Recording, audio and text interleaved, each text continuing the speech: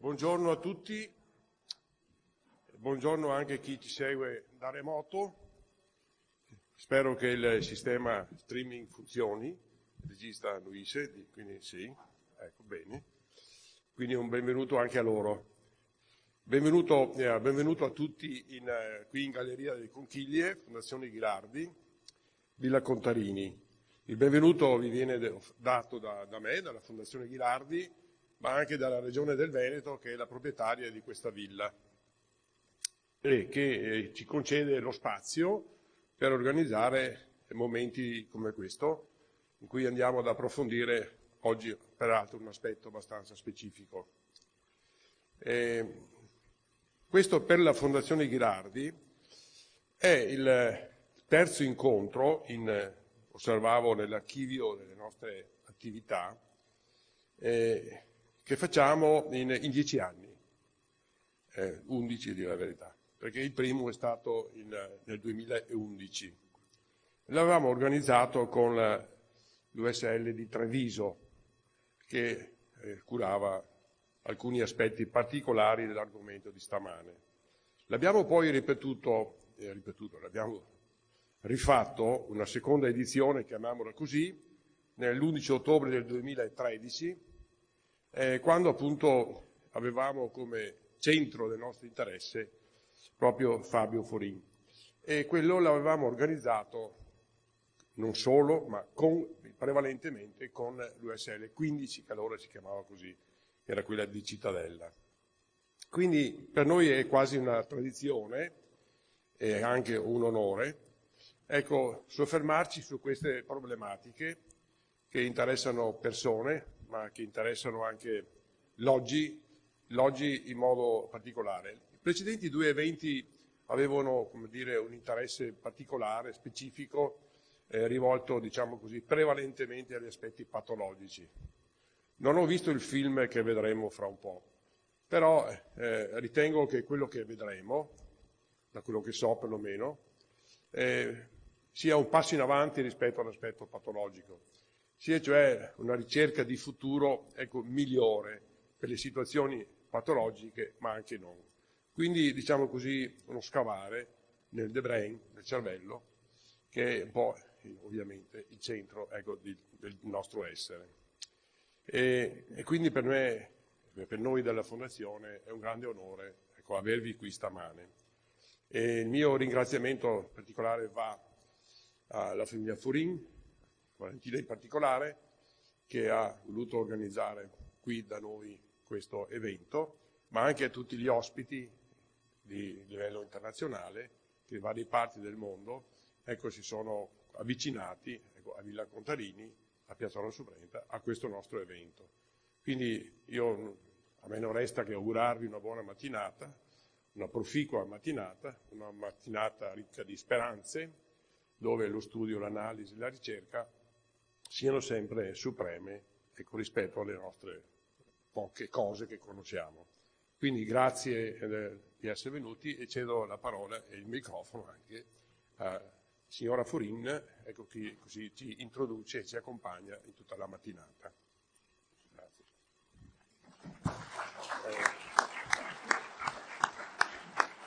Dimenticavo una scortesia assoluta.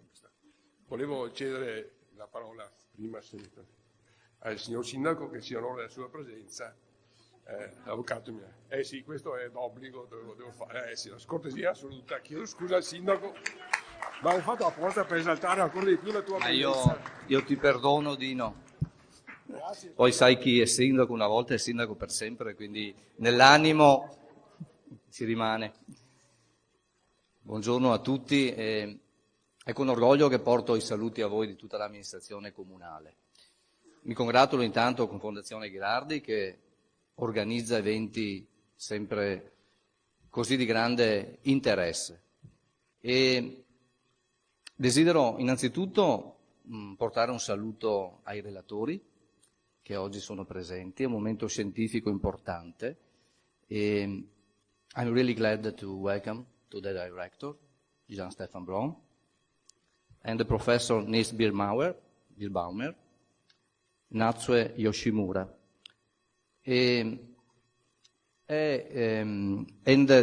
Scusate, l'ultimo perché non vedevo. Uyal Chowdhury. Ecco. I'm really glad to welcome you in the behalf of the city I represent. È una giornata scientifica, di studio, di ricerca scientifica, ma la scienza credo assuma valenza, importanza quando è legata a un'espressione di alta umanità. Non c'è una distanza tra scienza fredda, oggettiva, metodi di analisi scientifiche siano utili all'umanità se non tengono in conto in debita importanza l'aspetto umano. E qui l'aspetto umano di oggi viene esaltato da una giornata in cui ricordiamo Fabio. Posso portare un ricordo personale. Ricordo Fabio quando in patronato, mentre magari facevamo servizio al bar, veniva a chiedere il sacchettino di quelli che chiamiamo ciucetti, quando era bambino, quando era piccolo. E questo legame con il patronato è rimasto vivo perché poi negli anni, con una costanza e una vicinanza incredibile che non ho trovato in altre occasioni della vita, alla sera o amici o familiari facevano il giro in patronato a prendere un caffè, a stare lì un'ora assieme. Dalla malattia di Fabio è emersa una grande solidarietà, una grande umanità, non solo perché può essere scontata tra i familiari, ma tra il gruppo di amici che costantemente portavano Fabio a fare una passeggiata. Ed è una bella occasione oggi quella di ricordarlo. Ed è una bella occasione ed è importante che la scienza non si arrenda di fronte alla ricerca di soluzioni di queste malattie che oggi non hanno ancora rimedi tali da poter permettere a una persona di riacquisire tutte le sue funzionalità fisiche e psichiche. Quindi mi congratulo in particolar modo con le sorelle. Io ho scoperto quasi oggi che Carlotta ha un'altra sorella, pensavo fosse lei la relatrice oggi, quindi Stefania, Valentina ti invito a visitare più Piazzola, ad essere un po' di più qui. Con la famiglia e con tutti i concittadini che hanno espresso sempre vicinanza e solidarietà e aiuto ai familiari nella gestione di un caso che anche sotto il profilo pratico, organizzativo, richiedeva un impegno importante. Quindi un bel momento per ricordare tutti Fabio e al quale vogliamo dedicare insieme un bel applauso.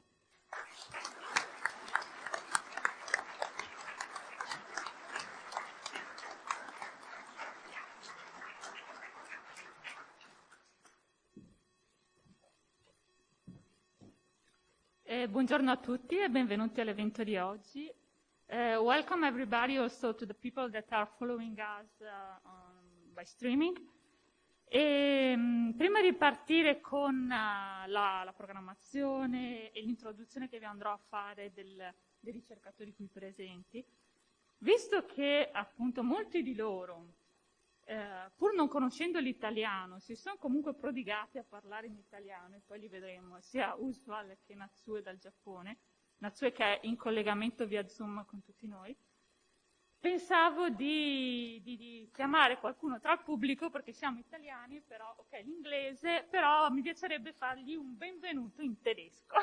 E allora, a sorpresa, ho deciso di coinvolgere qualcuno dal pubblico. So, I would like to have with us someone from the public, because we are Italian, but we can also speak a lot of languages. So I want to have with us Elisa, that maybe can help us to welcome all these really great guys in German. Thank you. Ja, nur 2 Wörter auf Deutsch. Ihnen so herzlich willkommen sagen. Im Namen der Bürgermeister, der Gemeindeverwaltung, der Girardi-Stiftung und der Gemeinschaft von Piazzolla und alle Anwesenden möchten wir Ihnen unser herzlich Willkommen sagen und geben und Ihrer für Ihr heute Anwesenheit danken. Wir fühlen uns geehrt, Sie eher zu haben und über ein wichtiges Projekt zu sprechen zu können, an dem unser Freund Fabio beteiligt war. Wir sind uns in der Tat der Bedeutung dieser Studien über die Neurowissenschaften bewusst. Wir wünschen Ihnen eine gute Präsentation. Danke. Okay, so we can also speak German. So this is our welcome to the German guys that are here. So, dunque in italiano questo è il benvenuto che vogliamo dare al grande aiuto e supporto che ci è stato dato comunque dalla Germania. Fabio ha come diciamo primo test voluto andare proprio a Tubinga in Germania a visitarla col professor Niels. Dunque inizio. Allora, dunque, let's say for the people that are following us in English, I will speak in Italian and make some translation in the mean, and so switch in Italian. Dunque, per chi ancora non mi conoscesse, ma penso che qui più o meno sono tutti volti noti, io sono la sorella di Fabio, una delle due sorelle di Fabio, ecco, quella meno nota nel piazzolese, quella che ha girato di più. E, dunque farò un po' da coordinatore per l'evento di oggi e dunque presento un po' chi abbiamo qui con noi. Dunque abbiamo il piacere di avere la professoressa Natsuo Yoshimura del Dipartimento di Ricerca e Innovazione dell'Istituto di Tokyo. Lei è collegata con noi via Zoom, ci può vedere, ci può sentire e più tardi presenterà anche lei, come vi dicevo, cercherà di presentare anche lei in italiano. E in sala abbiamo poi con noi il professor Niels Baumer. Lui è professore ordinario di neuroscienze medico, è membro dell'Accademia Nazionale Scientifica Tedesca, ha scritto 21 libri, 700 pubblicazioni scientifiche, dunque è diciamo un guru nell'ambito delle neuroscienze e di quella che è lo studio del cervello umano. E poi una persona di estrema umanità e umiltà. Abbiamo poi con noi Jean-Stefan Braun, che è il regista di Band Apart Film, che ha voluto comunque avere Fabio, la storia di Fabio all'interno del suo film, che parla di neuroscienze, ma che parla anche di intelligenza artificiale, robotica e poi grandi questioni che l'uomo da sempre si pone. E Usval Chowdhury, che è fondatore di ALS Voice, che è una società no profit che si occupa di portare avanti questa importante ricerca. E dunque switch in English. I am Valentina, one of Fabio's sister. I'm the oldest one. Today we have the privilege to have with us Niels Baumer, that is the full professor of neuroscience emeritus. He is a member of the German National Scientific Academy. Then we have Jean-Stefan Braun, that is the director of the film, and Usval Chowdhury, that is the founder of ALS Voice. I switch in Italian to make a more complete presentation of what we are doing today. Dunque, vi do adesso in italiano un quadro, un collegamento tra quelli che sono i ricercatori e il film. Dunque, un piccolo cappello introduttivo a quello che è l'evento di oggi, per far capire meglio a tutti anche cosa lega questi grandi personaggi, questi grandi professori e ricercatori al film The Brain, e poi a Fabio e a tutti i malati di SLA. Allora, il film The Brain si sviluppa in 5 storie. Queste storie si svolgono in centri di ricerca internazionali, parlano, come vi dicevo, dell'intelligenza artificiale, delle scienze, della coscienza, e si interroga su grosse tematiche più che mai attuali. Però questo film, appunto, è anche la storia di Fabio, che è un ragazzo qui di Piazzola, che ha lottato fino alla fine per riuscire a comunicare e a cui la tecnologia, i progressi scientifici, i professori qui presenti e la ricerca hanno dato una grossa speranza. Siamo dunque tutti qui riuniti per ricordarlo. Il film appunto è stato girato un anno prima che Fabio venisse a mancare, nel 2019. Dalle scene che vedremo assieme dunque è evidente come lui fino all'ultimo non ha mai smesso di collaborare. Lui ha sempre interagito, ha collaborato per cercare di comunicare, per cercare di vivere con noi. Per chi non conoscesse Fabio si è ammalato di SLA che aveva solo 30 anni e in poco tempo ha perso tutto. Il suo corpo era completamente paralizzato nell'arco di quasi un anno. Il cervello però era vigile e non voleva arrendersi. Questo è un po' forse il contro della malattia, ma è anche l'aspetto positivo, perché quando si trovano poi persone che ti aiutano a usare il cervello a comunicare è importante. Dunque, come lui spesso ci ha scritto, quando non ancora riusciva ad usare il puntatore oculare, che la vita è un dono e godetevela. E poi è con questa filosofia che lui è andato avanti. Fabio dunque non muoveva nulla, ma c'è da dire che aveva degli angeli al suo fianco, aveva mamma Caterina, papà Luigi, Carlotta, e loro fungevano dal suo corpo, lo portavano ovunque. Gli amici non l'hanno abbandonato, come è stato ricordato, e attorno a lui si è creata questa rete di solidarietà e condivisione che ha fatto crescere poi tutta la comunità. I ricercatori, poi i professori qui presenti oggi, hanno combattuto con lui, gli hanno dato e ci hanno dato a tutti speranza. Perché? Perché il cervello è la nostra capacità di comunicare che ci rende umani. Dunque, anche non riuscendo a muovere, lui comunque usando il cervello, avendo delle persone che riuscivano a muoverlo, a fare dal proprio corpo, è riuscito a vivere comunque una vita dignitosa. È dunque nella condivisione che noi come persone ci realizziamo, dunque nel comunicare con gli altri. È nel non far sentire i malati soli o isolati che gli diamo davvero una mano, che gli siamo vicini e che lottiamo con loro. Dunque, in memoria di Fabio non vogliamo fermarci, vogliamo portare avanti la sua lotta per il bene delle persone che sono nella sua stessa condizione. Vogliamo lottare e non farli mai sentire soli. Dunque, I switch in English.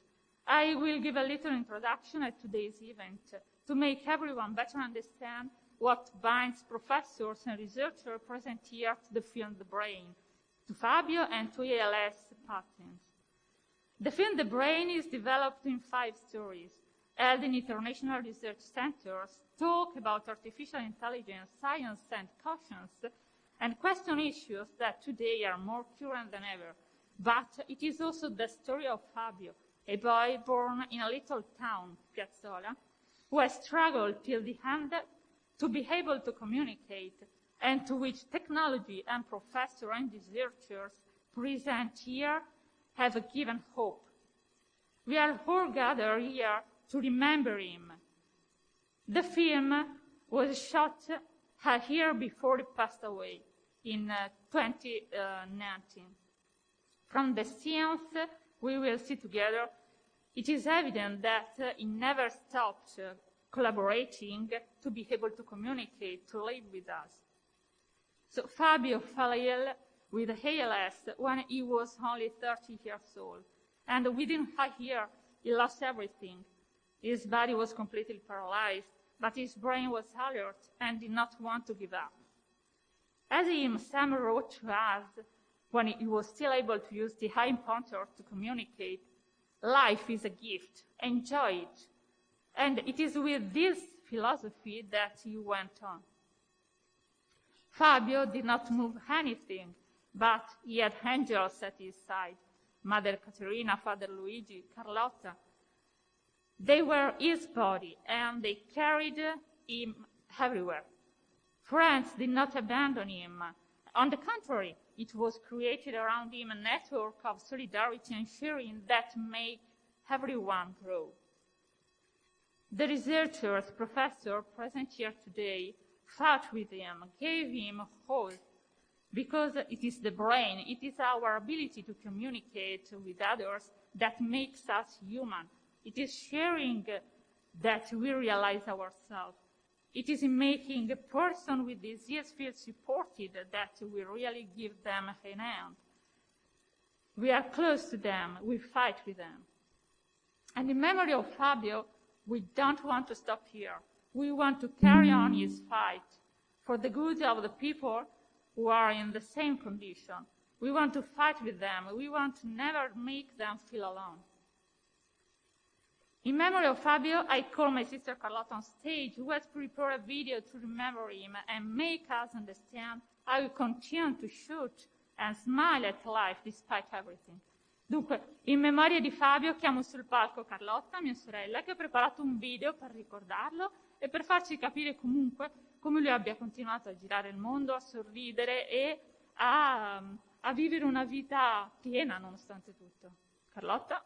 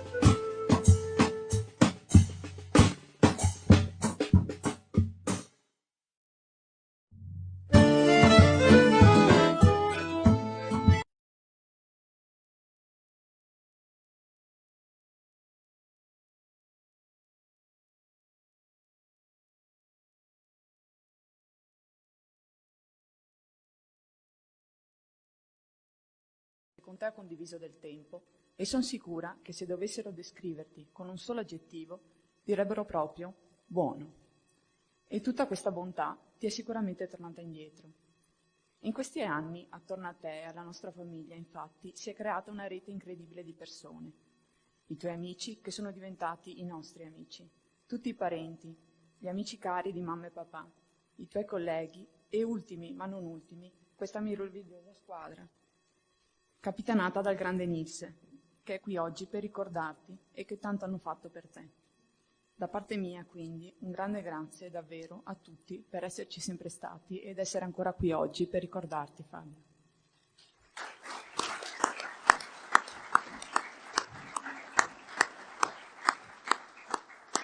So I translate in English. So what journey has been full of shared moments. How many special travel friends. You know, Fabio, he really had a big heart. I could ask everyone here who has shared time with him, and I'm sure that they had to describe him just with one adjective, they should certainly say good. And Fabio, all this goodness has surely come back to you. In fact, in recent years, around you, Fabio, and us, our family, an incredible network of people has been created. Your friends, who have become our friends, or relatives, mom and dad's friends, your colleagues, and last but not least, this wonderful team led by great Niels, who did so much for Fabio, for us. From my side, so a great thanks to everyone for having been there and still been here today.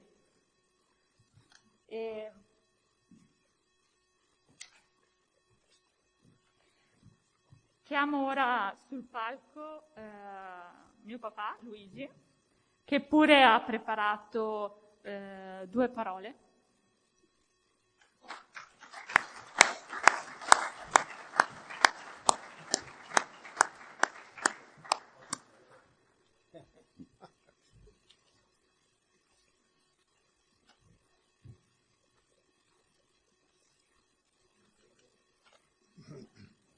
Mio figlio Fabio è stato seguito per anni dal professor Birmauer, che ha condotto accurati studi sul cervello umano e sperimentato con amore tecniche sofisticate di risveglio anche minimale della coscienza.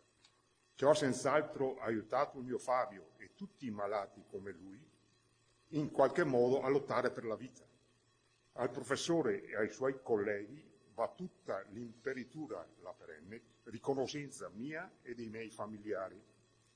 Ringrazio sentitamente il regista che con grande perizia e altrettanta passione ha documentato i vari momenti della terapia attuata per Fabio, sottolineandone l'umanità e gli affetti.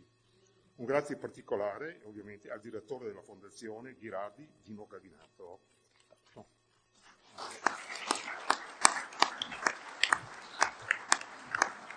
Okay. Thanks to my dad, and I do a translation in English for people that don't understand Italian. So,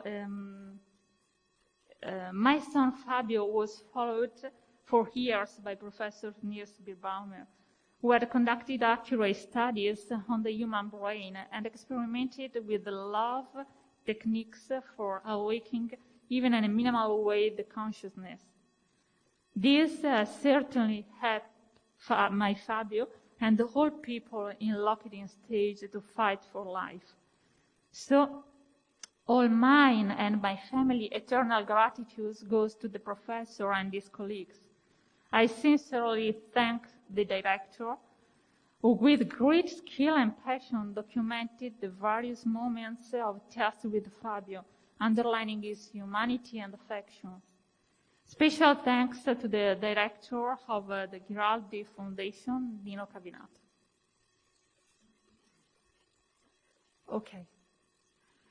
Ora, prima di vedere il film, lascerò la parola al professor Niels Birbaumer, poi alla professoressa Natsuo Yoshimura, che ci illustreranno brevemente le ricerche e i progetti che stanno portando avanti.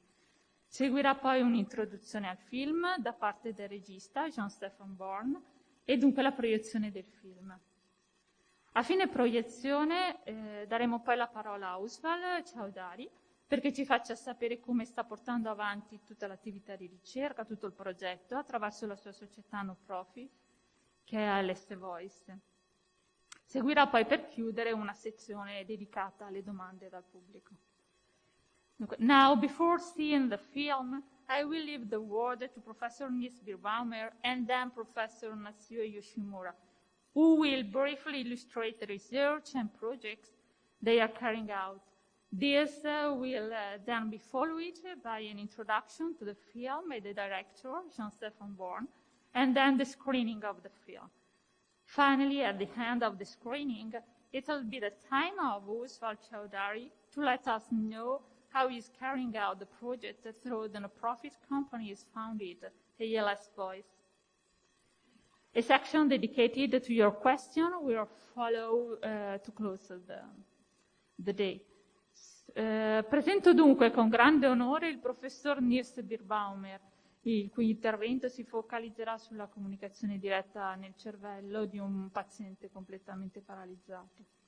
Dunque, I present now with great honor Professor Nils Birbaumer, whose interview will focus on the direct communication in the brain of a completely paralyzed patient. So, Nils, if you want to say something.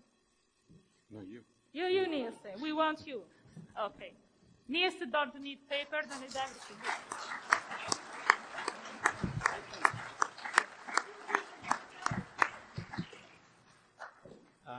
Parlo in italiano e in inglese, una parola in italiano, l'altra in inglese, perché abbiamo tante persone qui che non parlano in inglese, abbiamo tante persone che non parlano italiano.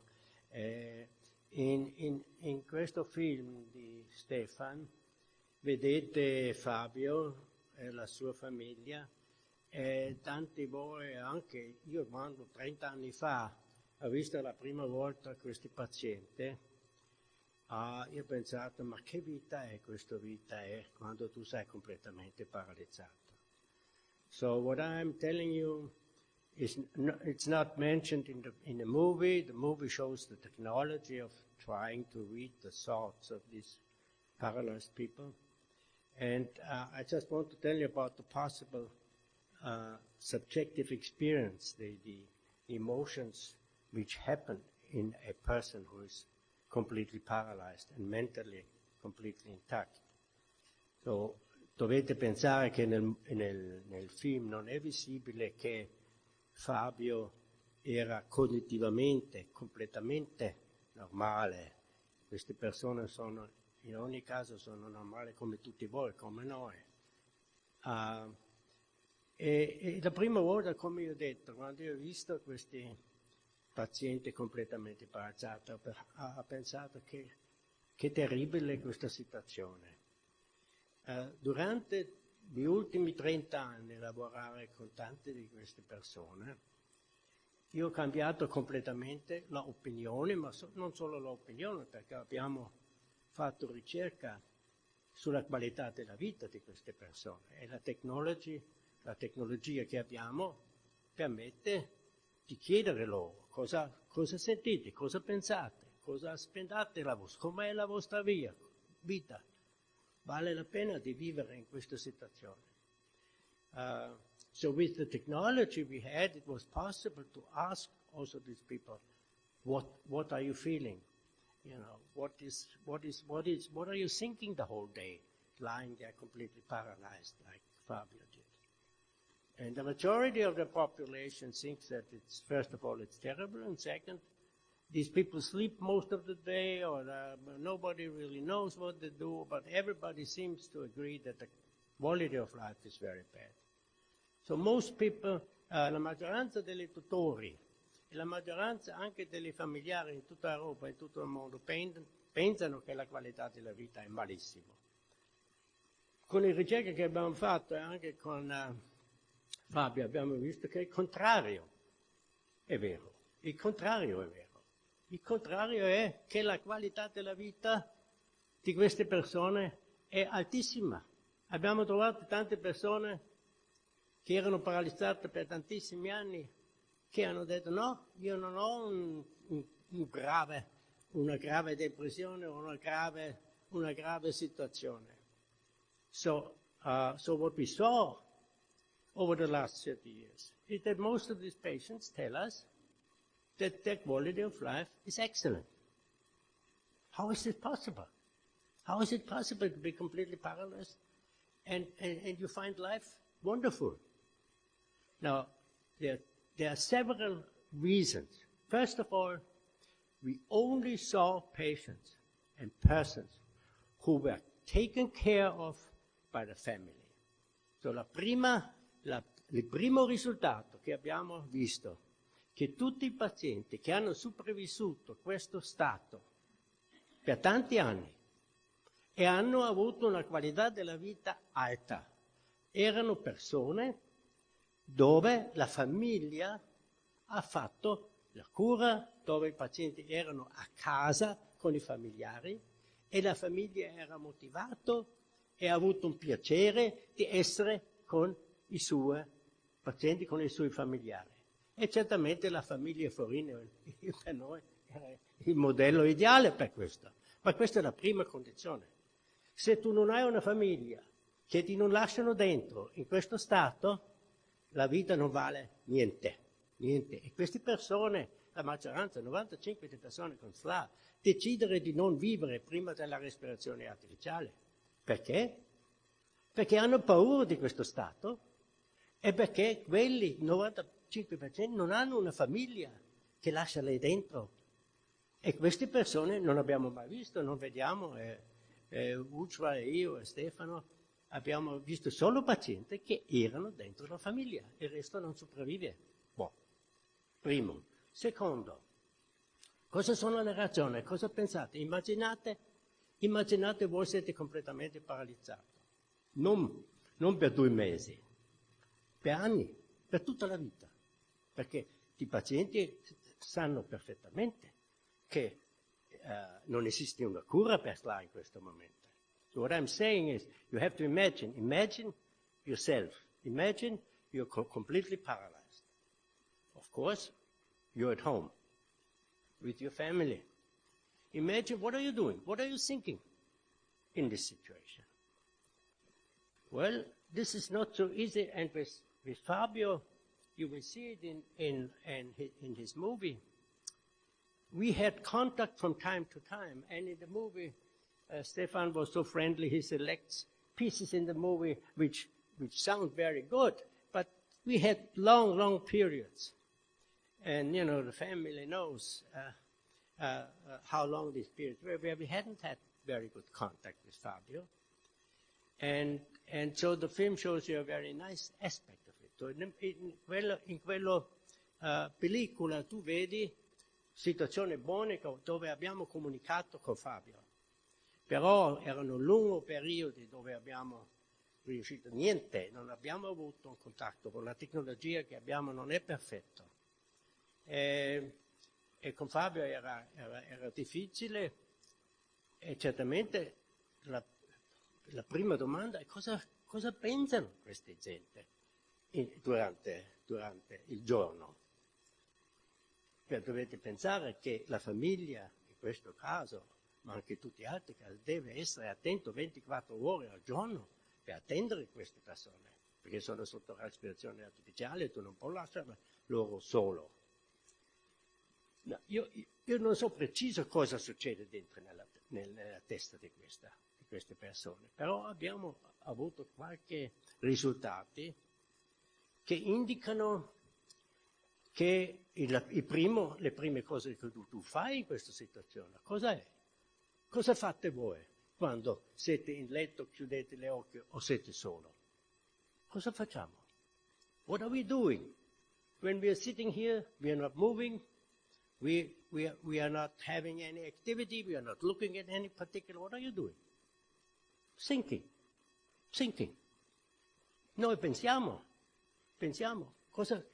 per pensare, la situazione deve essere tranquillo. Quando vediamo una cosa con attenzione o seguiamo una situazione o andiamo da un altro, parliamo, non pensiamo. Noi pensiamo quando siamo tranquilli, quando siamo isolati, quando siamo rilassati. In questa situazione pensiamo. So, if you think about this, if you're in a paralyzed situation, what are you doing? Well, the only thing you can do if nobody is interacting with you is thinking.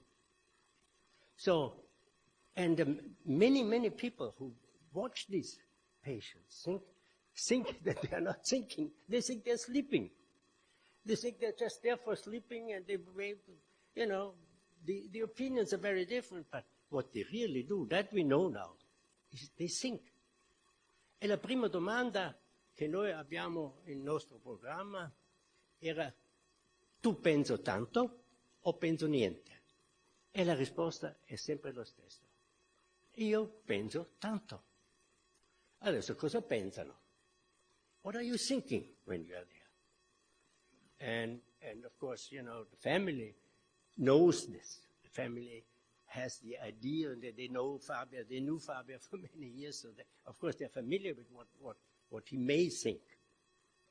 And Valentina and Carlotta, they had an idea, and of course the parents and the father, in particular the mother, Caterina, they have a sensation of what he may think. I familiari hanno certamente un'idea intuitiva cosa lui pensa.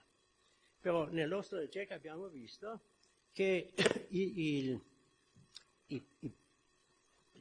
cose che loro pensano sono le stesse cose che pensiamo noi. Loro dormono certamente durante il giorno, non solo nella notte come noi. Però i pensieri sono molto positivi. Loro pensano, per esempio, quando arriva il papà, Luigi, quando arriva la mamma, pensano, però loro dopo anni non hanno un forte desiderio di comunicare. Hanno un forte desiderio di comunicare quando la situazione è male. Per esempio, quando la respirazione non funziona, diventano panico.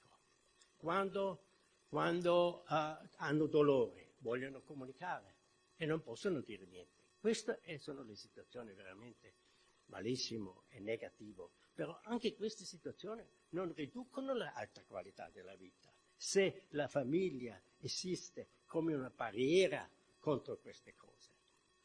E per la comunicazione abbiamo sviluppato il nostro tecnologia. We have developed the technology for them to communicate, but remember, the desire to communicate is not so big in the situation. When you lying in bed, the desire, you don't need to communicate all the time. The desire to communicate arises when you have a problem, when you have pain, when the respiration is not working, and you feel that you suffocate. Then you have a problem. Then you need to communicate. And for this situation, we constructed our system. And with the communication, first the quality of life goes up, but the central point for the quality of life is not the communication. It's the family, first of all. Second, what we saw, when you're completely paralyzed, your muscles are completely relaxed. So Fabio and all his colleagues who survive in this situation, remember, you are there completely paralyzed. So the brain gets the information, I'm relaxed. So this information comes on for 24 hours a day. So 24 ore al giorno il cervello prende la informazione che la periferia, i muscoli sono rilassati, perché la paralisi è automaticamente rilassata ai muscoli. E abbiamo misurato che questo rilassamento dei muscoli aumenta certamente anche la qualità della vita, perché quando tu sei rilassato tu non hai un stress e tu sai che tu sei paralizzato, tu non puoi scappare via dal letto. Adesso la paura, tutte queste negative emozioni sono ridotte in questa situazione se la famiglia è presente. Questo è assolutamente necessario. Primo. Secondo, abbiamo visto che nel cervello di questi pazienti sono onde elettriche che indicano un stato di pensieri rilassante, dei pensieri non attivante, non pauroso. When we recorded the EEG, the electric activity of the brain of these people, and also Fabio's, it was clear that the brain was in a relaxed state. It is not what is missing in the electric activity of these people is indications of fear, anxiety, negative emotions, we rarely see. We see them when they are in emergency, when they can breathe, when they have pain, when they not want to be turned around, or the alimentation not functions well, or for hours nobody comes. Nobody comes. Fabio has the best situation of all the patients we saw, because he was in the living room, so there was constantly movimento. Fabio ha avuto una situazione ottima perché lui era dentro nella stanza centrale della casa sua, e adesso lui ha avuto contatti sociali sempre 24 ore, la mamma e il papà erano presenti. Questa è una situazione assolutamente rara.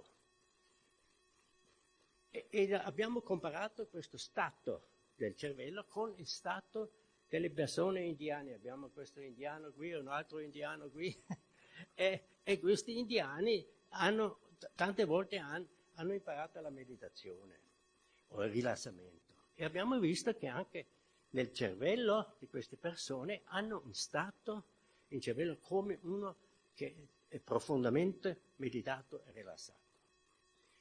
Io vuol dire che il stato che abbiamo trovato nel cervello di queste persone è un stato di rilassamento completo, quasi completo. E questo aumenta anche la qualità della vita. I pensieri specifici che loro hanno non sappiamo in questo momento. La nostra tecnologia non è così perfetta che possiamo leggere tutti i pensieri di questi pazienti, però i pensieri, credo io, sono lo stesso pensieri che abbiamo noi. There's no difference. So I want to finish this just to give you an idea what this is, and just to indicate to you what it means, what it could mean to be completely paralyzed, and that it is not such a terrible situation as you may think. And this is one of the reasons why these people need communication and care. Thank you very much.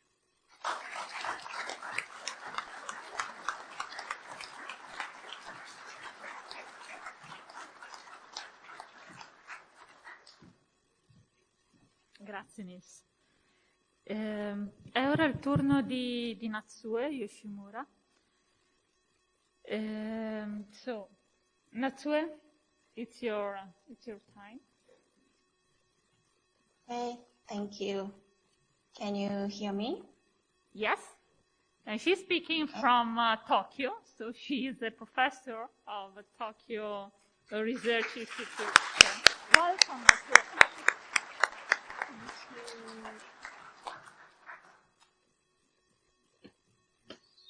So,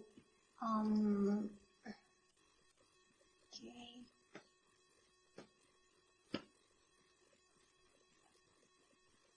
So, can you see my screen now? Yes, Natsu, everything is working. You can go. Okay, thank you. I will start. So I try to speak Italian. It's going to take 30 minutes about. I cannot insert English because it will take much longer. So let me start.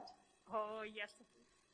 Natsu cercherà di parlare in italiano, per cui la sua presentazione di 10 minuti probabilmente diventa 16. Però ecco, lei non parla italiano. Dunque, tutti i nostri complimenti. Ok, Natsu, you can start. Okay, thank you. Ok, grazie per l'invito e la presentazione, Valentina.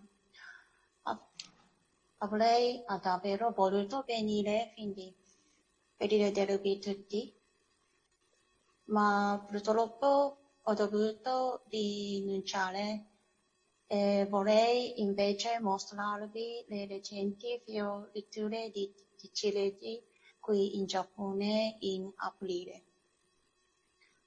Prima del grande film di Jean Stéphane, vorrei condividere con voi il mio prezioso ricordo e le grandi conquiste di Fabio e della sua famiglia.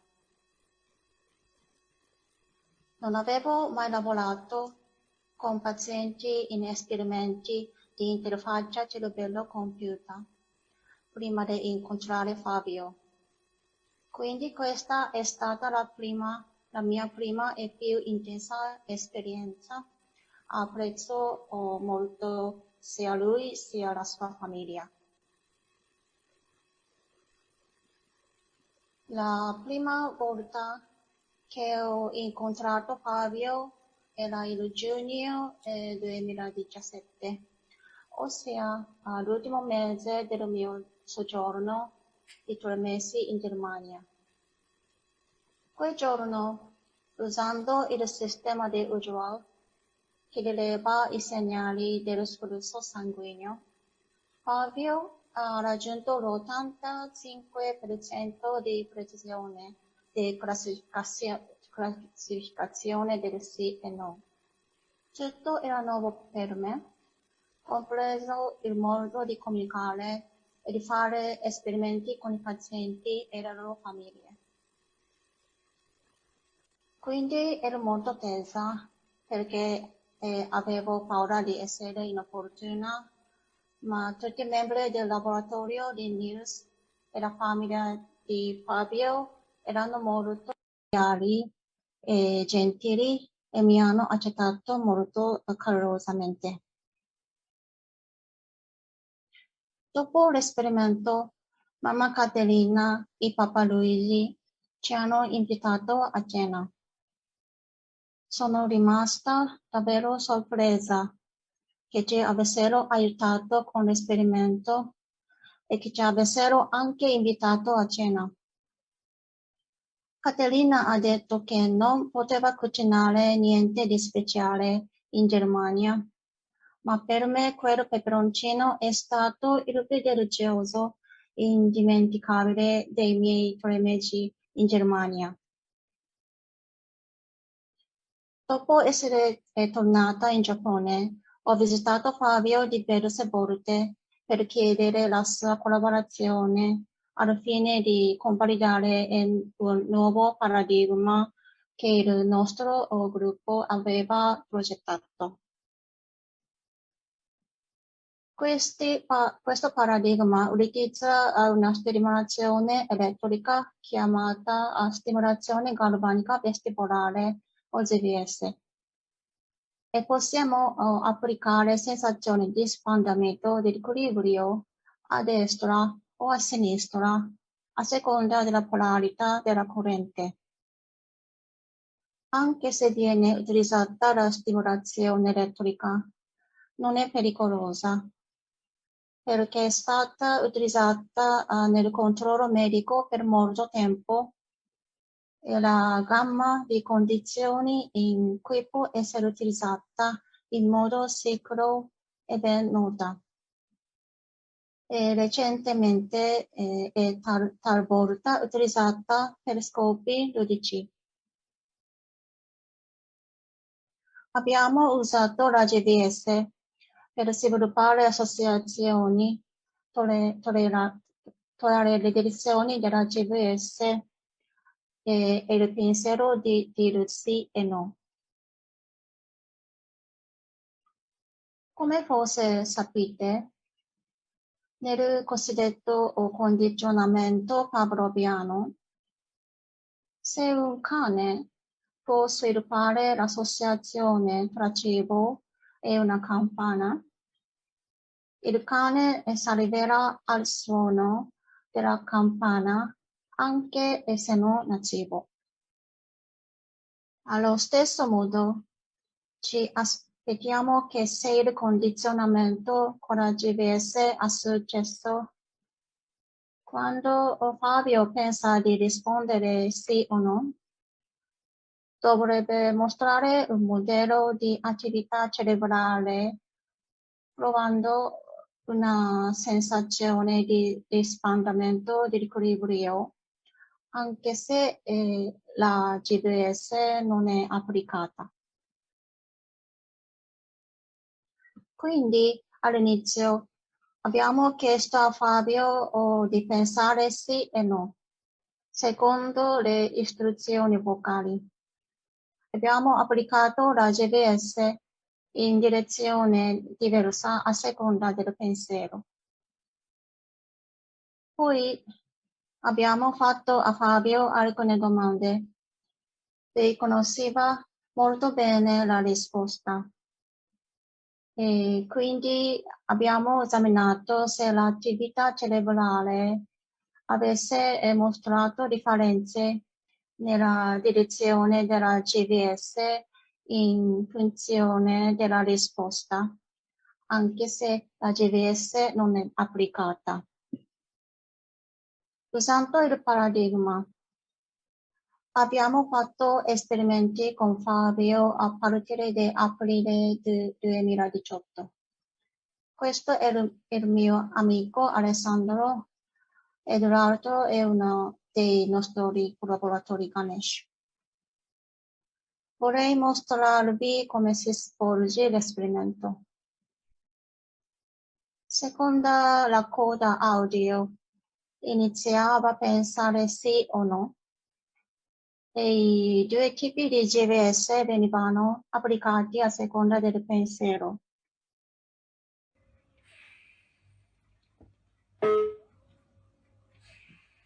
No. Tante persone che erano paralizzate per tantissimi anni, che hanno detto no, io non ho una grave depressione o una grave situazione. So what we saw over the last 30 years is that most of these patients tell us that their quality of life is excellent.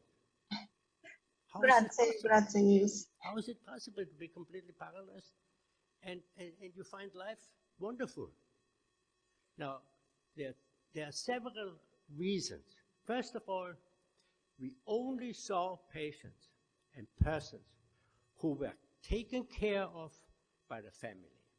So il primo risultato che abbiamo visto, che tutti i pazienti che hanno sopravvissuto questo stato per tanti anni e hanno avuto una qualità della vita alta, erano persone dove la famiglia ha fatto la cura, dove i pazienti erano a casa con i familiari e la famiglia era motivato e ha avuto un piacere di essere con i suoi pazienti, con i suoi familiari.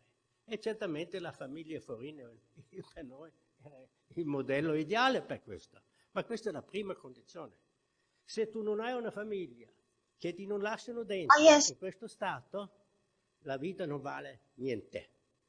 Queste persone, la maggioranza, 90% decidere di non vivere prima della respirazione artificiale.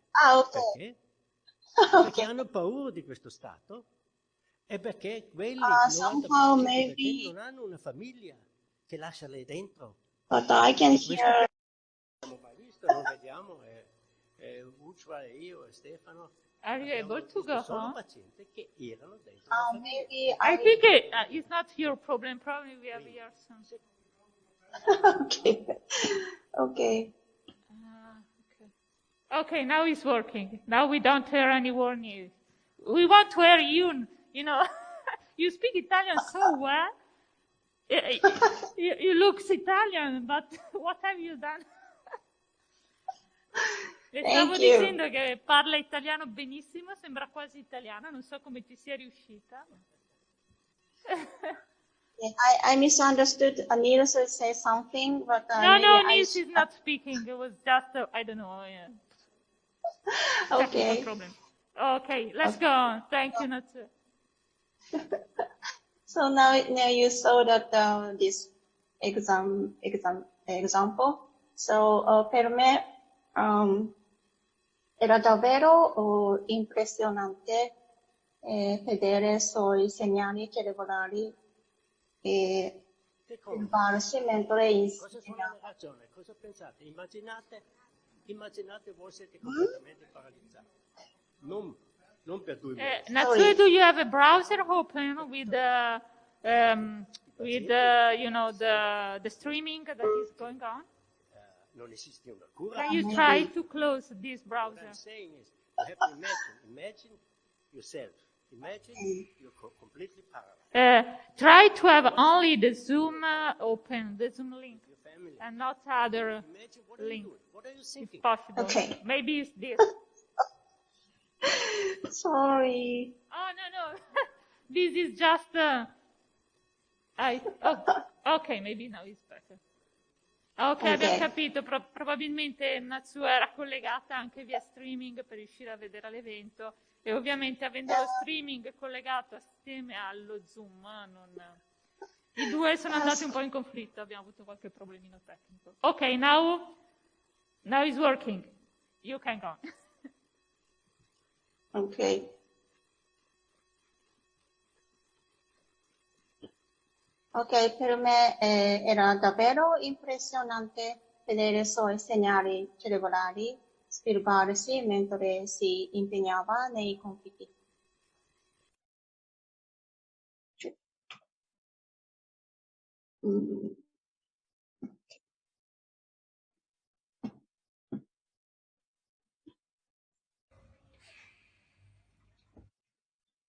Ok, abbiamo continuato gli esperimenti nel corso di diverse visite per circa 2 anni. Uno degli studenti del mio laboratorio ha potuto imparare da questa preziosa esperienza.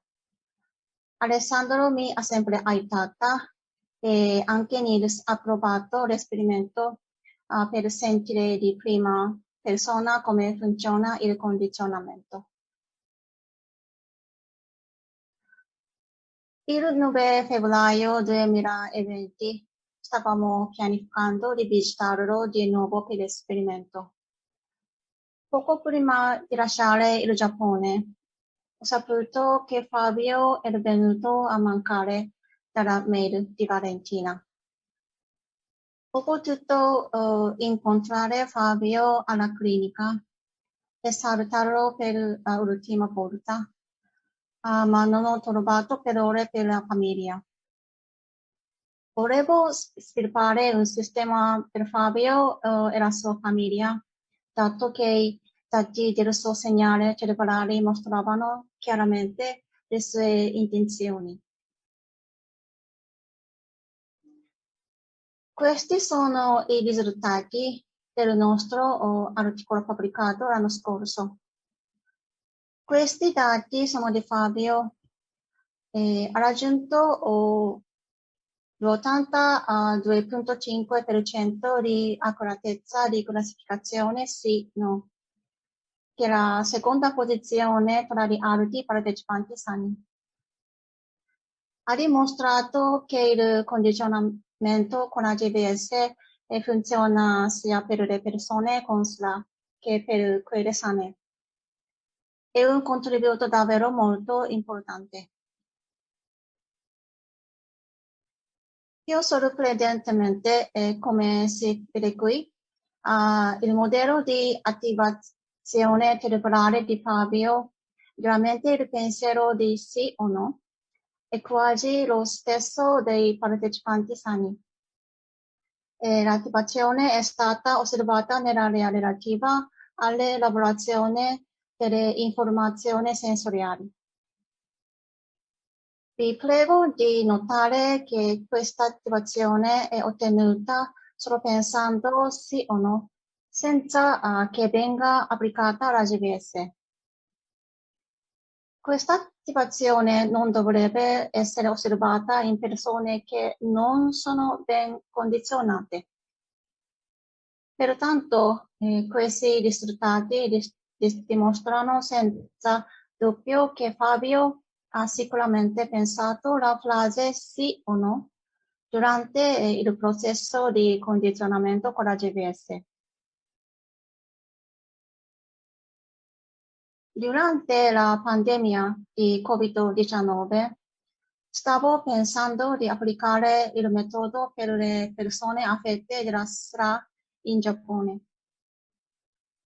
Qui non possiamo fare esperimenti con pazienti completamente bloccati a causa della legge giapponese, ma invece penso di chiedere le opinioni direttamente ai pazienti e le opinioni dovrebbero aiutare a sviluppare un sistema migliore. Inoltre, nel mio laboratorio abbiamo sviluppato un altro metodo che può ricostruire, entro certi limiti, il suono del parlato dei segnali di attività del cervello.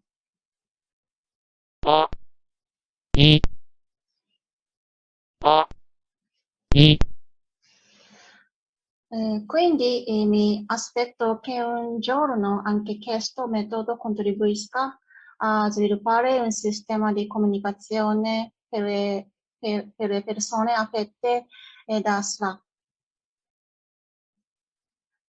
Infine, ancora una volta, apprezzo molto tutti i membri del team Fabio, la Dolce Famiglia, mamma Caterina, papà Luigi, le bellissime sorelle Valentina e Carlotta e i loro bellissimi bambini. Inoltre vorrei ringraziare Nils e Ujwal per avermi dato le preziose opportunità e Alessandro per il suo continuo grande aiuto. È tutto, grazie per aver ascoltato.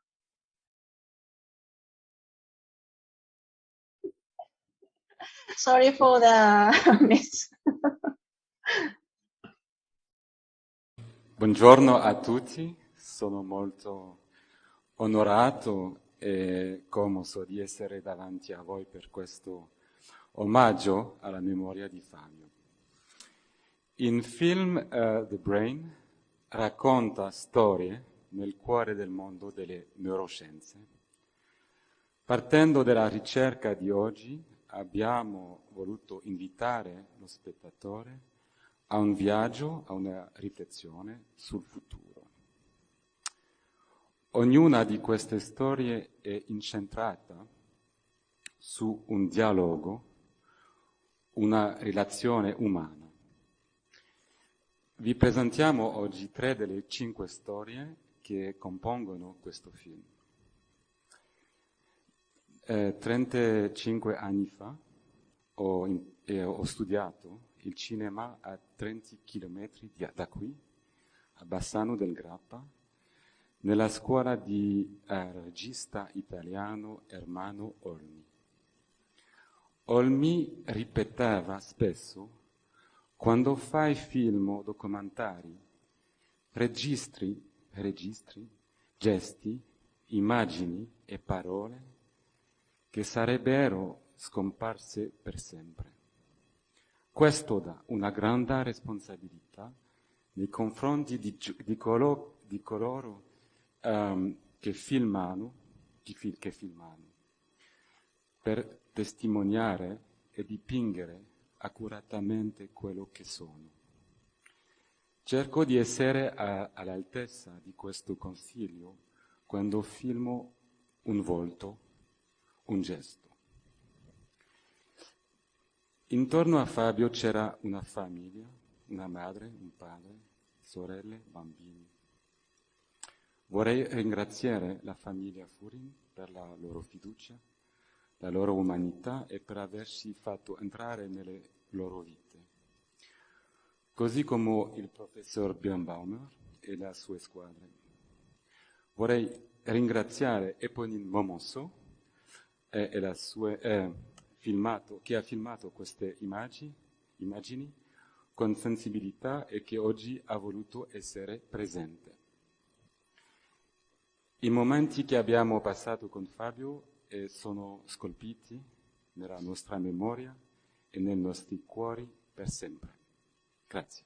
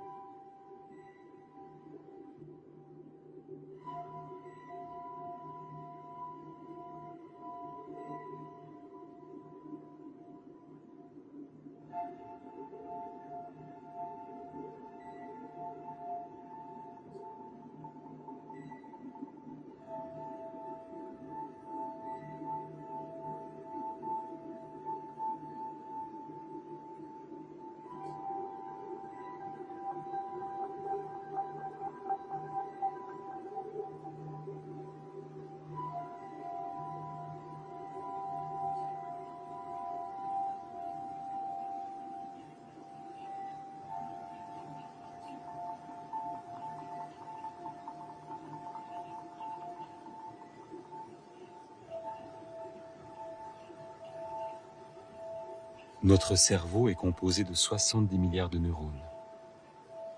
Les neurones communiquent entre eux par de petits signaux électriques et lorsqu'on les amplifie, ça donne ça.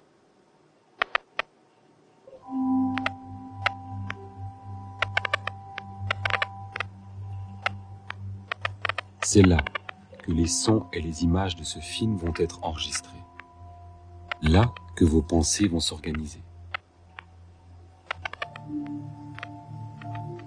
Est-ce qu'une machine serait capable de le faire?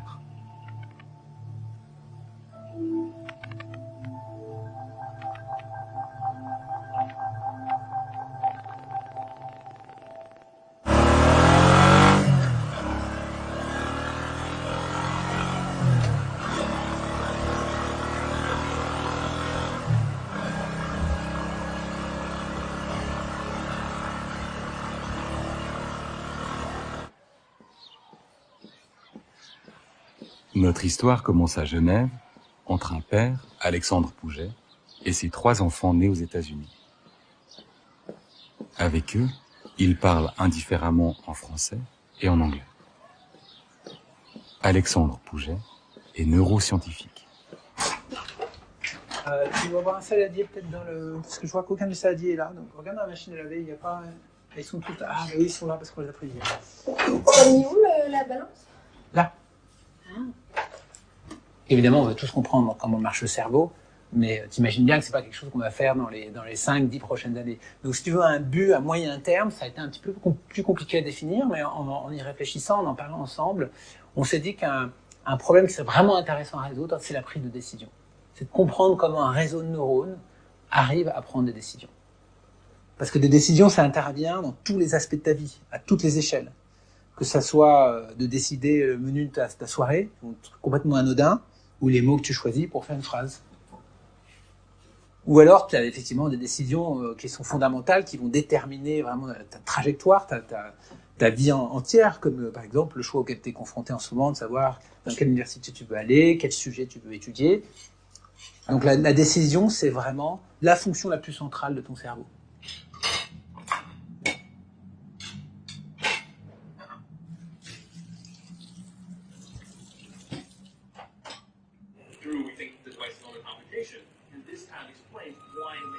Ce que je cherche, c'est à identifier les principes de calcul qui gouvernent le cerveau. Dans un ordinateur, l'information est codée sous forme de 1 et de 0. Et chez nous, comment ça se passe? Est-ce qu'il y a un code fondamental, un principe mathématique qui organise nos pensées? En tant que théoricien, c'est ce qui m'intéresse.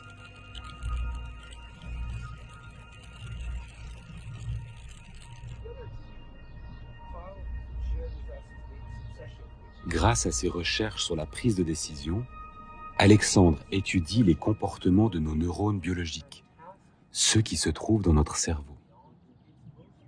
Il formalise ensuite ces comportements mathématiquement pour les reproduire sur des réseaux de neurones artificiels, dans un ordinateur.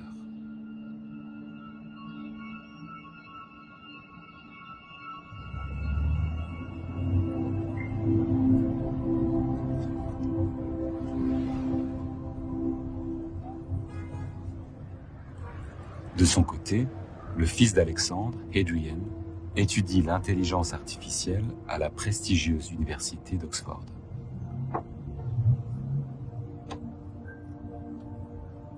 The victory of a program over a human in the ancient board game Go has sparked intrigue and, in some cases, concern. It shows that a machine has approximated human intuition and outsmarted the best human brain in the game. It's something that scientists hadn't expected to happen for at least another decade.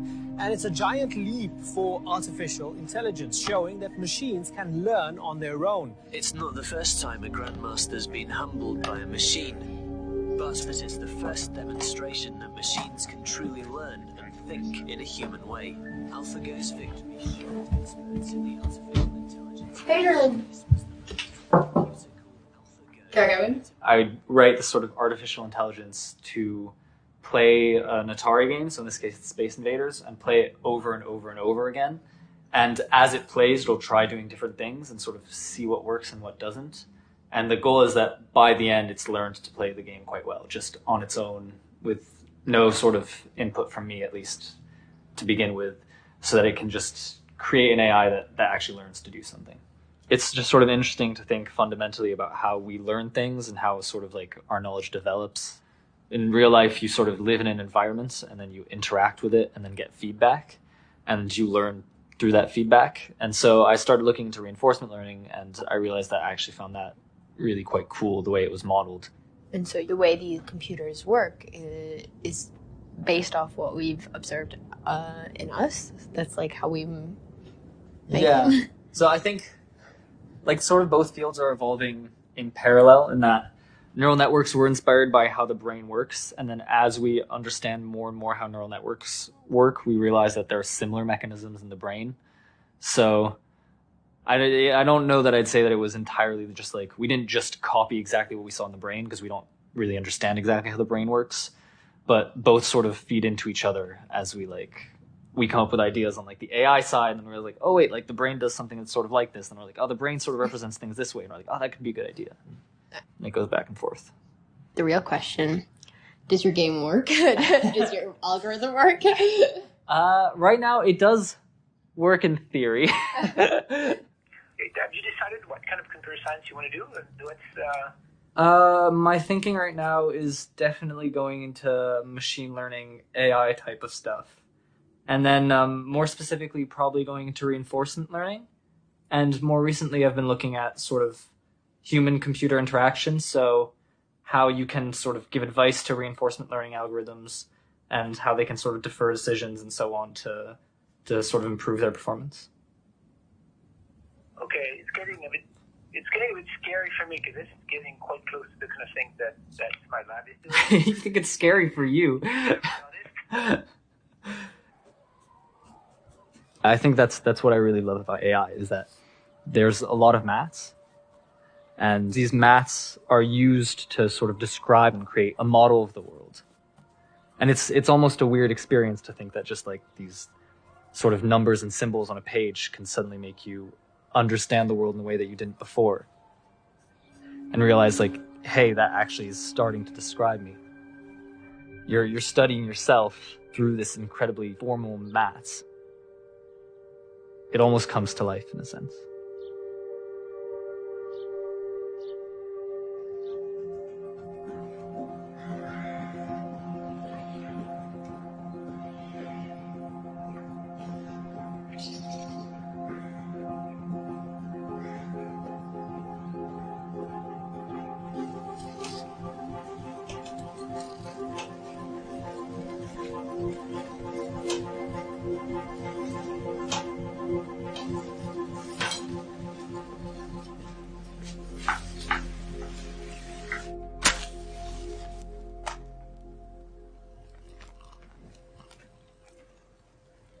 Is AI being developed to create a completely artificial brain?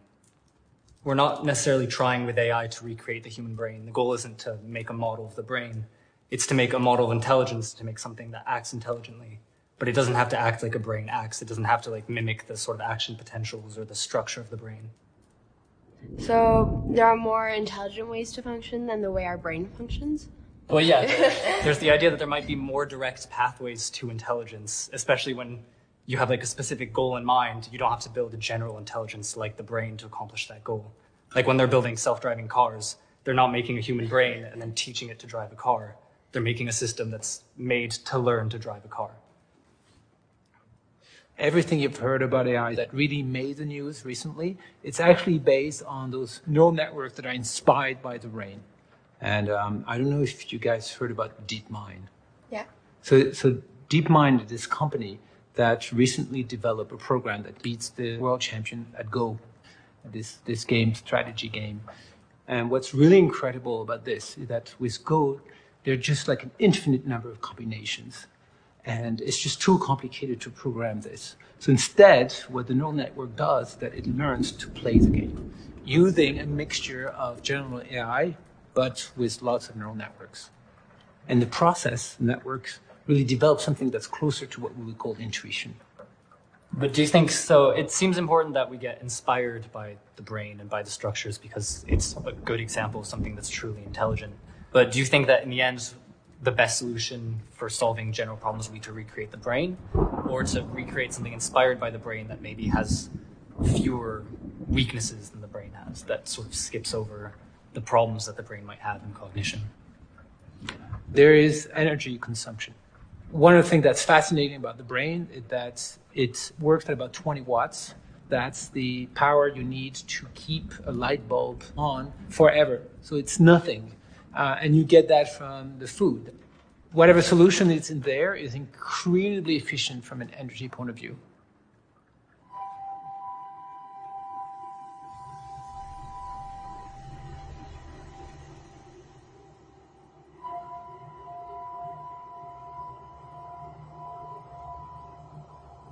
The brain is a bit of a tool and a bit of a self. It's us, which is just what it, however we are, that's how we are, and we like it because what else choice do we have?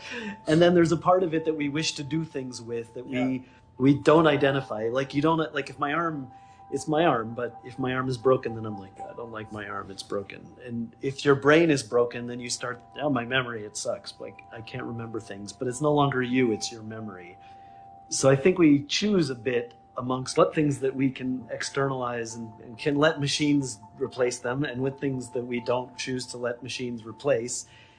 But there's another level, which is you build something that has its own goals, its own desires, and so on, then it's no longer a tool. And we are like that, right? We are not tools. So if you want AI to be like us, you're going to have to make it autonomous. You're going to have to give it its own reason for being.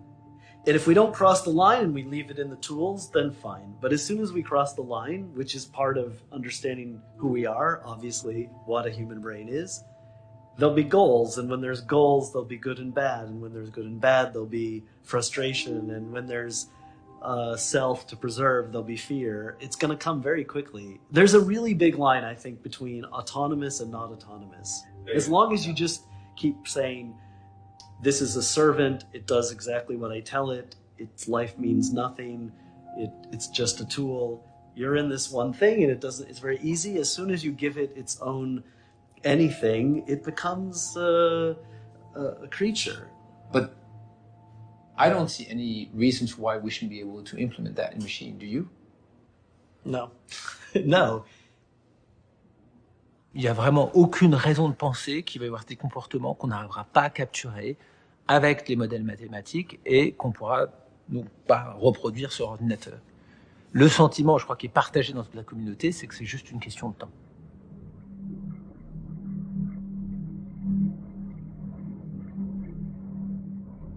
Non seulement on va reproduire l'intelligence humaine, mais on va être capable de la dépasser et d'aller bien au-delà de l'intelligence humaine telle qu'elle est caractérisée aujourd'hui.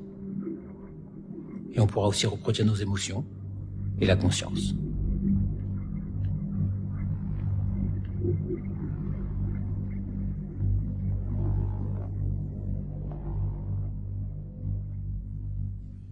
Si un robot a des émotions, est-ce qu'il d'abord il sera capable de les exprimer? D'autre part, est-ce qu'il sera capable d'agir en fonction de ses émotions? Je crois que c'est ce que tu demandais. Et troisièmement, est-ce qu'il aura aussi cette impression subjective qui est associée avec une émotion? Pour les deux premiers points, ça me paraît inévitable. C'est précisément le but d'une émotion, c'est de résumer tout un ensemble de sentiments qu'on peut avoir par rapport à une situation, d'être content, d'être mécontent, d'être amoureux et ainsi de suite, et que cette émotion ensuite ait un impact sur notre comportement. Ça, je pense que tout système rationnel va avoir ce genre de système. Par contre, l'impression subjective, ça, je peux pas répondre. Mais est-ce que le fait qu'on arriverait à reproduire un robot qui pourrait prendre les mêmes décisions qu'un humain, est-ce que ça veut dire qu'il réfléchit et agit comme un humain le fait? Est-ce qu'il a les mêmes réflexions philosophiques qu'un humain? Je suis pas sûr. C'est pour ça que... Et pourtant, si tu veux, par exemple, moi, les travaux que je fais, c'est de montrer que quand un animal prend une décision, il fait un ensemble de calculs qu'on peut formaliser mathématiquement, qui sont précisément les calculs qui sont en place dans les systèmes artificiels aujourd'hui. C'est-à-dire que on n'a pas de, j'ai aucune, étant donné ce que je connais moi du cerveau aujourd'hui, j'ai aucun élément qui me permet de penser que il y a des mécanismes exotiques dans le cerveau qu'on ne sera pas capable de répliquer dans un système artificiel. Ouais. À chaque fois qu'on identifie un mécanisme dans le cerveau, c'est quelque chose qu'on va pouvoir reproduire de manière artificielle. Donc je pense que l'idée qu'il y a quelque chose de particulier à nous, en tout cas moi de mon point de vue, je l'ai abandonné depuis longtemps et je travaille vraiment dans l'hypothèse que c'est pas le cas. En fait, la vérité, c'est que jusqu'à maintenant, les cas de mathématiques qu'on utilise pour comprendre l'intelligence chez l'humain, c'est des cas de mathématiques qu'on peut transférer à un système artificiel. Et donc à partir de là, quand on aura des systèmes artificiels encore plus complexes que ceux qu'on est en train de construire aujourd'hui, ça sera très compliqué de dire oui, mais il faut un truc qui est différent.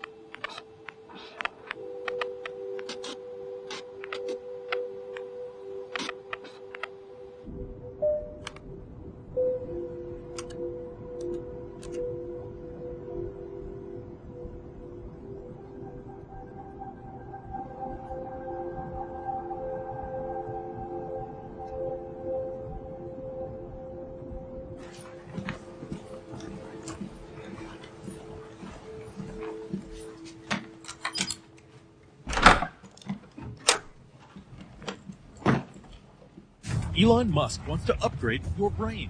The tech billionaire is launching a new venture called Neuralink. The company plans to develop brain implants that connect your brain to a computer with the use of neural lace technology by surgically implanting electrodes into the brain. This could allow humans to improve and reach higher levels of cognitive functioning, a potential enhancement powerful enough to put humanity on a more even footing with future super intelligent computers. Literally, we will be able to build intelligent systems. And yet we think we won't understand it. So maybe I should try an analogy. Imagine that some alien drops a car on Earth before a car actually exists. So we have some technology. We can mold iron into parts and do the thing. So we have this car, and we have technologies that we can replicate exactly the car, piece by piece. Right? Mm-hmm. Then the new things that we built would work like a car. But imagine again that it was given to you and you just replicate it. Then you wouldn't know all of that, and you wouldn't understand how it works, even though you could build it. And that's kind of what's happening with the neural network wave right now. That's actually what I do in my lab. We study simple problems, and we figure out how to wire artificial neural networks that replicate what we see in the brain. And when the task is simple, we can actually mathematically really understand and describe how the system solved the task. But as the tasks become really complicated, we can train the neural nets, but we cannot wire them by hand. Mm-hmm. So it's both frustrating as a scientist, and at the same time, it's somewhat frightening, right? Because we are now able to train systems to do things that we don't understand and that we wouldn't be able to build from scratch. And so that's what people have been worrying about, is kind of this runaway artificial intelligence that could escape or control, and things that surpass what human beings are capable of doing.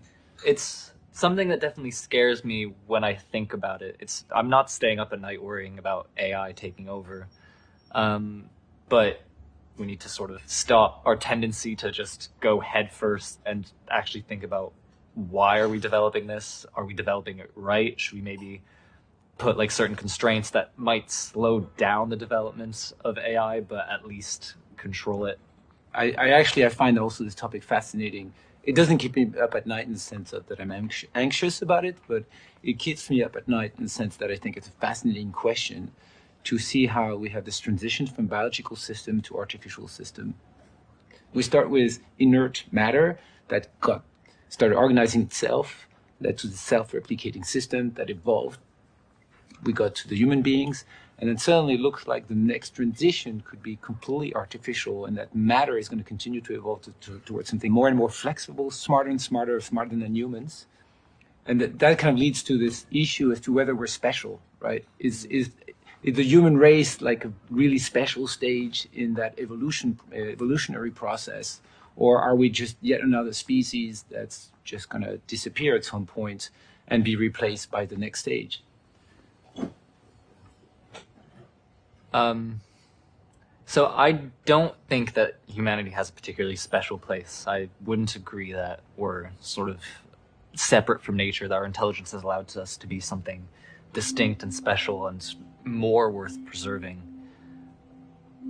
But I do feel this loyalty to humanity. For better or for worse, it's hard to completely separate myself from the fact that I am human and that I like humans, and that the idea of preserving it is sort of nice.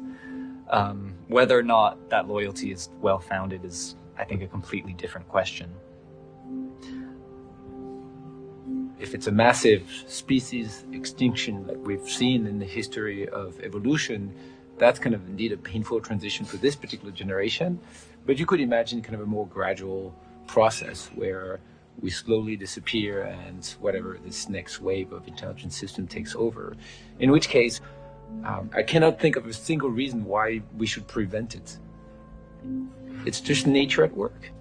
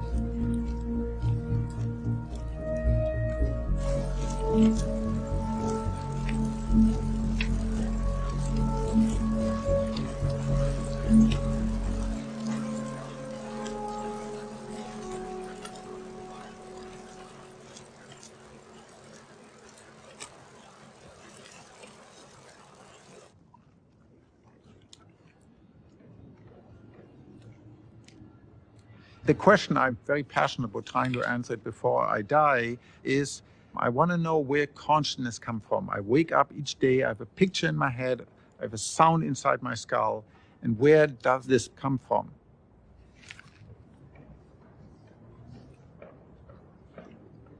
Certain parts of the brain are much more intimately related to consciousness. I talk to you, I see you, I hear the sounds in the background, I feel the pressure of the seat on my body, and all those different neural activities have to be coordinated by something in the brain. Consciousness is not a thing, it's not like an object, but it leaves footprints in the jungle. In this case, the footprints are in the jungle of the brain.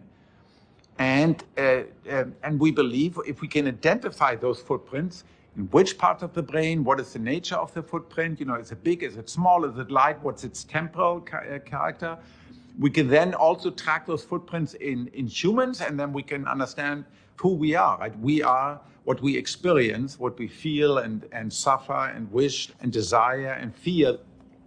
And one way of knowing yourself is trying to understand where these conscious experiences come from and how they're formed in the brain. You're measuring outside the skull, you're measuring whole brain, and just differentiate themselves. So once you habituate. We hypothesize that the locus of this coordination that's critical for consciousness is this part of the brain known as a claustrum, because it can see all cortical areas and it can impose its signal on all cortical areas, and it's pretty unique in that regard.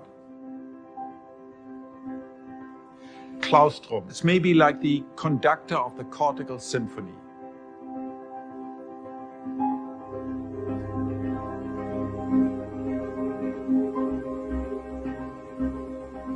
In our lab, we've built these fantastic tools that can look deep into the brain at the level of hundreds of individual neurons. But even with these instruments, we will never see what it is like being yourself. Consciousness is ineffable.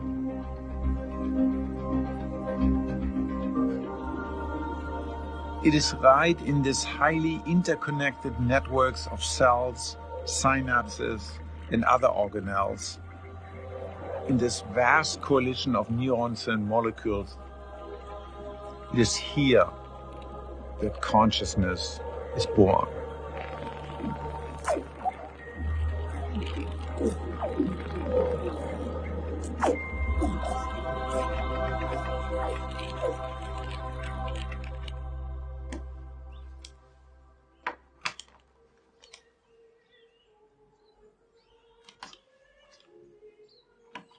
Christophe Koch est le directeur scientifique du Allen Institute for Brain Science à Seattle, où travaillent plus de 300 chercheurs.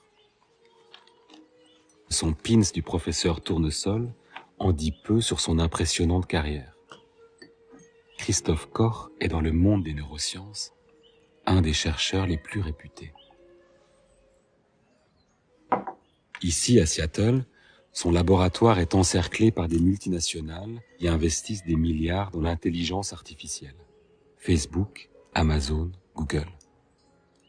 Mais Christophe, lui, cherche ailleurs, dans notre cerveau. Derrière ce livre qu'il a écrit sur la conscience, il y a une paire de jumelles. Comme tous les scientifiques, Christophe observe le monde à travers des outils. No, Ruby. No. You have consciousness, Ruby. You're conscious. She's a conscious creature. She has experiences of pain and pleasure. She has simpler experiences than we have, but she has experiences like any other creature. Oh, sit, Ruby. Good God, there you go. I've always loved dogs since my earliest childhood.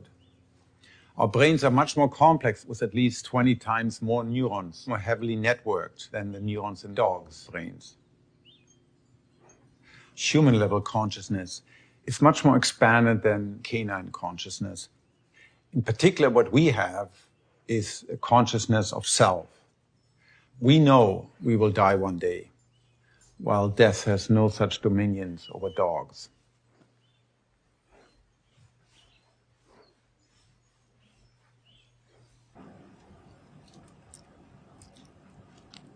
How this 3-pound organ with the consistency of tofu exudes the feeling of life itself. Yeah, I can see the outline of the cell, that one there. Yeah. Right. I think so. That's yeah. I'm trying to actually kind of get a little closer to where I think that might be there. A lot of patience. And fine visual motor coordination. Right now I can see it beautiful.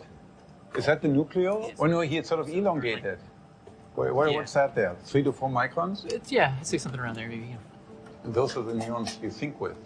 Well, yeah. So let's see. I mean, we've gotten some frontal cortex. It's usually frontal or temporal. Temporal lobe, yeah. So if you remember something, if you want to think of a name of something, it's anomia. That's temporal, particularly that part, the most anterior part of the temple. Yeah. What is consciousness? I'm a scientist and I love the scientific process, which typically arises out of interaction. Christophe Koch a invité des chercheurs du monde entier. Ils doivent se mettre d'accord sur un protocole expérimental. Différentes théories sur la conscience s'opposent. Affirmation, réfutation, dispute. La science avance depuis la nuit des temps sur les découvertes de ceux qui vous précèdent. Nous sommes la seule espèce qui cherche à se comprendre et à comprendre le monde qui l'entoure. Est-ce qu'une machine serait capable de le faire ?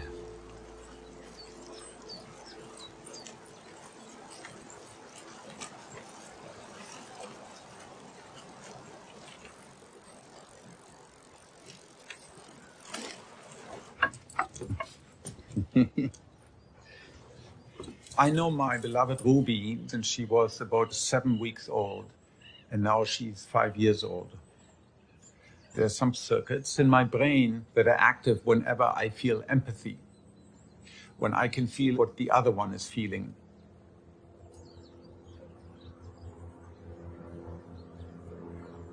When I look into her eyes, I can see she's suffering. She has cancer.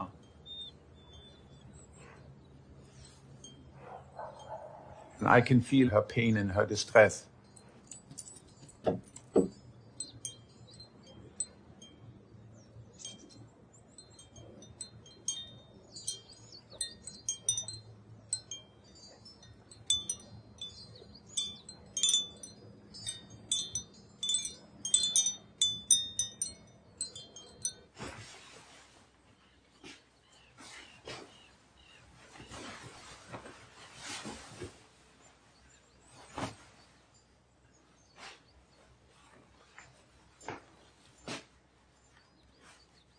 Il y a quelques années, Christophe a rencontré le Dalai Lama. Est-ce que, comme le pensent les bouddhistes, la conscience serait hors du corps, une propriété de l'univers? As far as we can tell, the soul is associated with cortex and only with cortex. And if your cortex goes because of a stroke, a gunshot, or a lack of oxygen, then your soul goes. So I grew up as a Catholic soul. This is a soul 2.0 if you want, but it's associated with this physical substrate. And if this physical substrate goes, I dissolve. So at death, I will dissolve, and my body will be, will ultimately decay and be part of the greater universe. But my soul is gone. Without a physical mechanism, at least I, as a scientist, I cannot conceive of a soul, of a consciousness that doesn't have some material, physical substrate. There's this common trope right now among futurists and billionaires in Hollywood of like avoiding death either through an infinite extension of the body's viability or transferring consciousness to some kind of other substrate. And I just wonder, I mean, it's very speculative, but I wonder if you have any. Well, who knows what will happen in 1,000 years from now, but at least in certainly my time scale, and I'm afraid also at your time scale, that's probably unrealistic. It presupposes that a computer can not only simulate a conscious being, which definitely it can do, right? If you think about Alexa in 20 years from now, she'll become so perfect you won't be able to distinguish it from your mother or your partner. But it's very different. You can simulate consciousness. But I believe for deep philosophical reasons that it's all a deep fake. There isn't anything, Alexa doesn't feel like anything. She can pretend to be a person who cares. Just like when they put you on hold. Oh, we are so sorry that we put you on hold. Right? There isn't anybody there that actually cares about it. So, but I know people want to escape death, of course, and so they believe that. And if you're rich and have $1 billion to throw at it, of course you want to do it.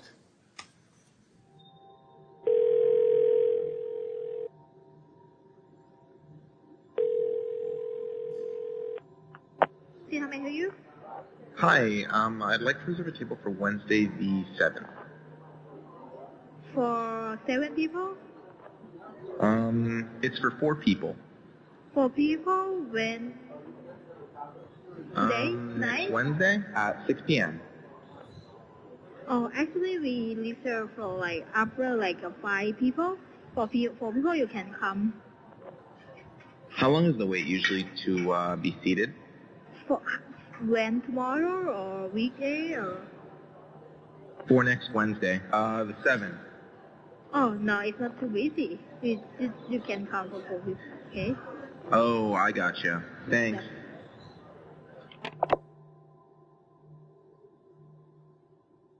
What's the difference between a computer and a human being? So the brain has a very different architecture than chips, right? So typically, if you go on your ALU, one transistor gets input from 3 or 4 other gates and has a wire and output its gate to 3 or 4 other gates. A typical neuron has input from 50,000 neurons and projects to 50,000 other neurons. That's, for example, a real difference. It really makes a difference to the extent a single neuron can make a difference to its own state, and that's ultimately what consciousness is. At least so I argue. So there are certain fundamental differences. Now, you could build them, and there's some people who are trying to. This is called neuromorphic engineering. It's still very much in its infancy.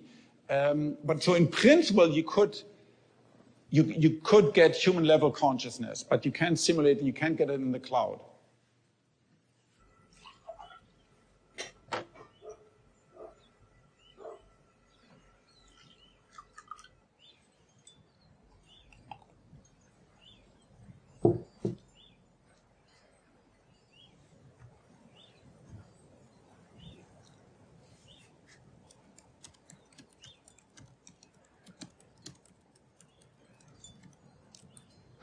When I was young and started off doing brain science, I thought science has cracked very hard nuts.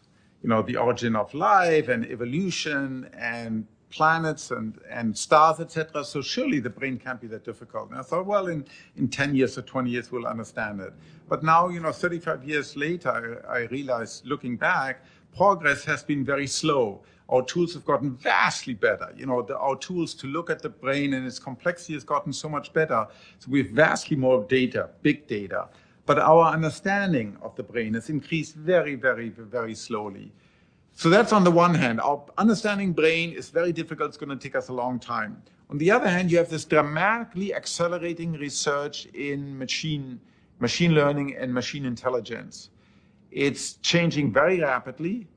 There is, because of the sociology of the industry and the fact that you can build for relatively little money you can build vast fields of transistors, so you can make these computers more and more powerful, give them more compute and more memory. You can assemble them in the cloud.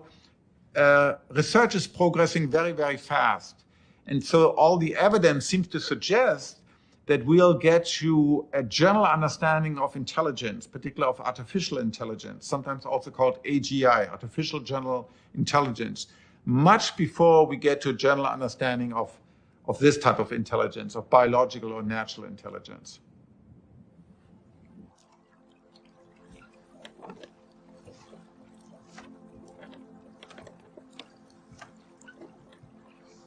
A general intelligence would be an artificial intelligence that does not depend on an evolved organism like you or me or dogs, but an entity can very quickly learn, can very quickly orient itself in any possible situation, can outthink you. Let's say we start out with an algorithm that takes 10 times longer than you to come to the same conclusion. 10 years later, it'll be as fast as you. 10 years later, it'll be 10 times faster. The time you start thinking, it's already found the solution. That's a little bit disconcerting what that means if we think about the long-term future of humanity. We're the dominant species on the planet, not because we're wiser, not because we're swifter or more powerful, but because we're cleverer. So if we build creatures that are much cleverer than us, that has lots of inherent risk with it. Potentially existentialist risk for humanity.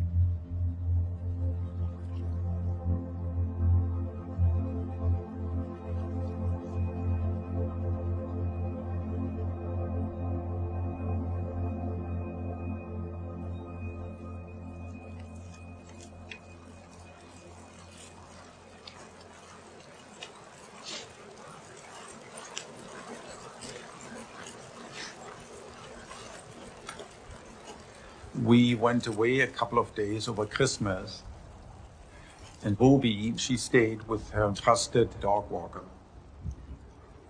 And we got a call and says, you have to come. It looks very bad. She has really difficult breathing because advanced cancer was cutting short her oxygen. So we rebooked the flight, but we talked to the vet and she says, no, it's going to end. She's really in pain and we're not helping her except to hasten her death by injecting calcium chloride into her arteries.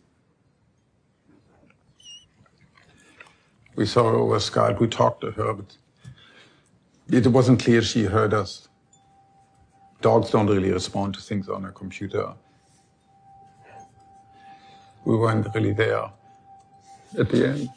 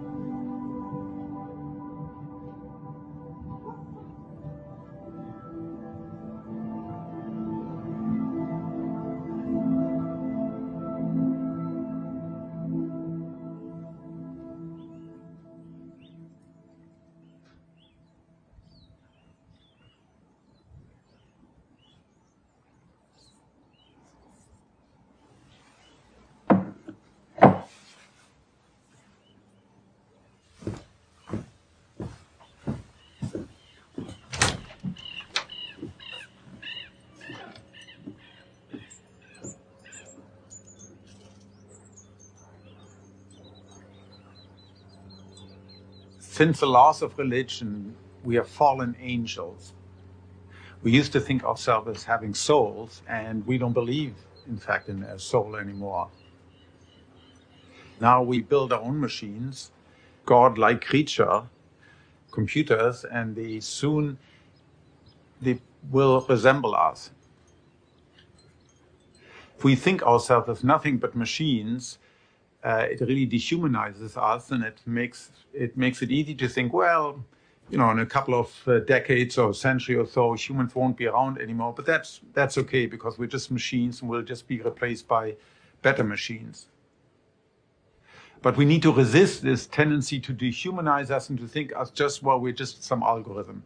And once, if you have clever enough code, if you have a clever enough hack, you can replace all of us.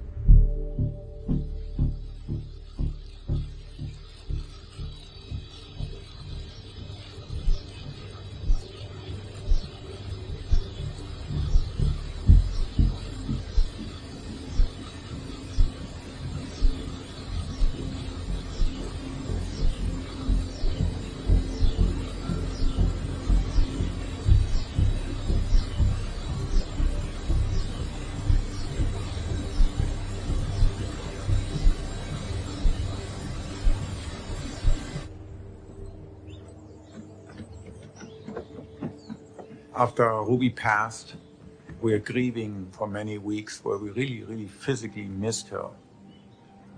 But then eventually we started thinking about whether we should have a new dog. Are we ready to have a young puppy in our life again? Das wird auch viel besser. Na, ausgezeichnet, mein Lieber. Yes. You don't get my nose. Nein, meine Nase kriegst du nicht. Putzel and Ingo and Trixie and Nosy and Bella and Falco and then Ruby and now Mr. Felix.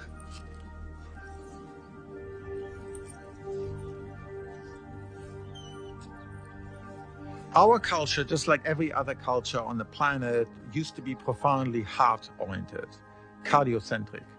And we still see that in our language. We say, I love you with all my heart. I should really say, I love you with all my hypothalamus.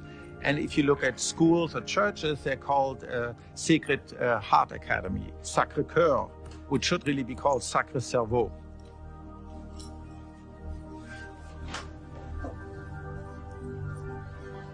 All right.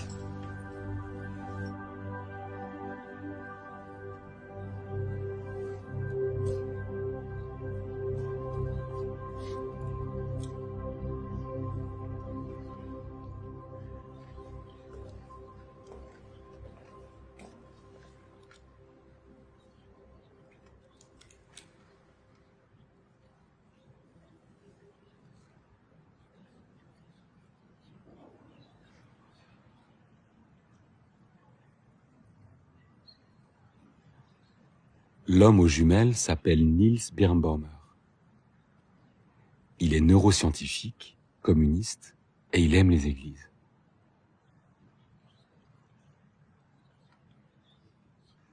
Qu'est-ce que la conscience quand il n'y a plus de corps? Se demande Niels Birnbaumer.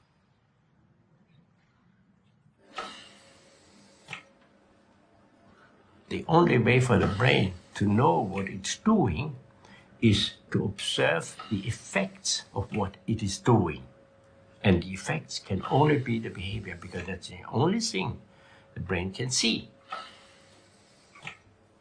Then, logically, is that meaning that when you're completely paralyzed, that thinking stops?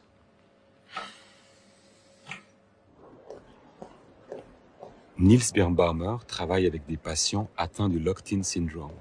Des hommes et des femmes qui, à la suite d'une attaque ou d'une maladie, sont totalement paralysés. Leur cerveau est intact, mais il ne peut plus agir sur un seul muscle, un seul nerf de leur corps. Comme le dit Niels, leur cerveau est comme prisonnier dans une cage en verre. Meine ganze Forschung hat nur ein Ziel: versuchen, mit diesen Menschen in Kontakt zu treten. Mit diesen Schnittstellen zwischen Gehirn und Maschine, um endlich zu erreichen, dass die Gedanken, die Gefühle, die Wünsche dieser Menschen zu entschlüsseln, sichtbar und hörbar zu machen.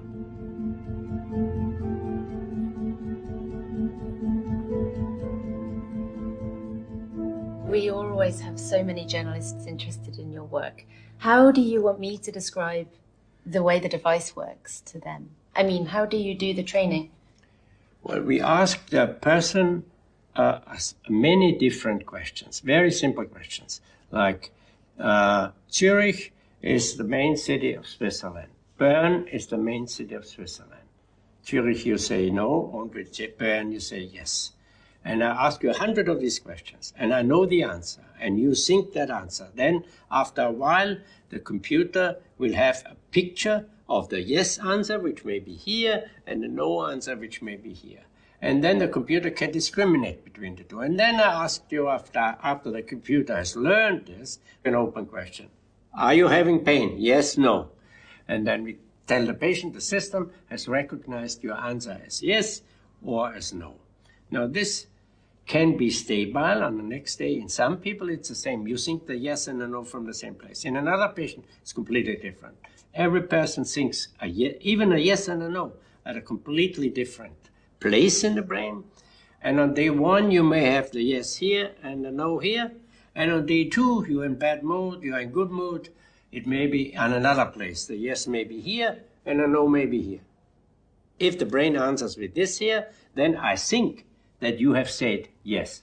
I will never know the truth. There's no way to look into your brain and find out what you really think, but I assume that this would be the right answer. Un cerveau solitaire, isolé, meurt très rapidement, me dit Niels Birnbaumer.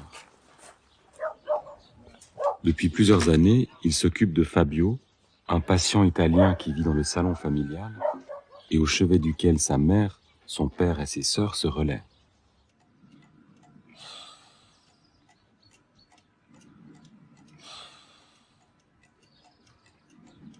Was geschieht im Gehirn, wenn das Gehirn nicht mehr auf die Welt einwirken kann? Unterscheidet sich Ihr Bewusstseinszustand von unserem normalen Bewusstseinszustand? Oder ist es eine Art tiefe Meditation, eine tiefe Ruhe, ein friedliches Gehirn, das frei ist von den Angstsignalen, die der Körper zum Gehirn sendet? Sind die Menschen glücklich oder unglücklich? Loro prendono il segnale anche da degli elettrodi che sono vicini a dove hai lo stimolo sull'orecchio e questo ti porta a degli artefatti, va a influenzare il segnale che è degli elettrodi vicino all'orecchio. È per questo che Niels vuol vedere di nuovo il segnale oggi, sai? Sì. E corrente, sai Fabio, il corrente è più forte qui dietro delle tue due orecchie. Qui sopra il corrente secondo me è molto basso e possiamo osservare le tue correnti del cervello più meglio in questa posizione qui. Fabio, ti mettiamo un asciugamano sotto così non sporchiamo. Ok. La direzione dello stimolo sarà casuale, quindi quindi tu pensa solo alla domanda e non pensare allo stimolo, ok? In pratica le domande sono come ieri, semplicemente questo. A Santo Stefano partecipavi alla gara di trote?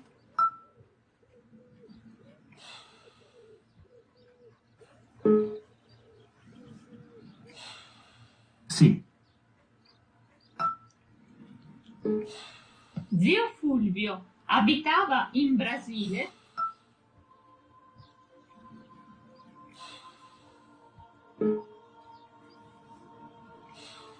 No. Usavi la barchetta telecomandata per pasturare le carte?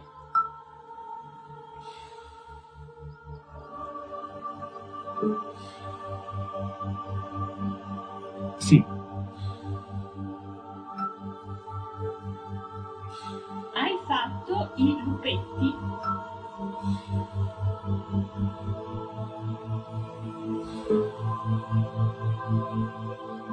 Sì. Da parte di Matteo, ti piace ancora la gnocca?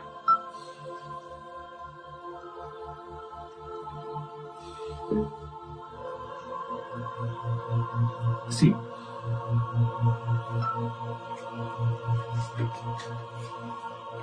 Oh, buona Fabio, buona. Sai che io ho sempre un po' paura che le gay diventa male, ma con lui non cambia niente negli ultimi anni.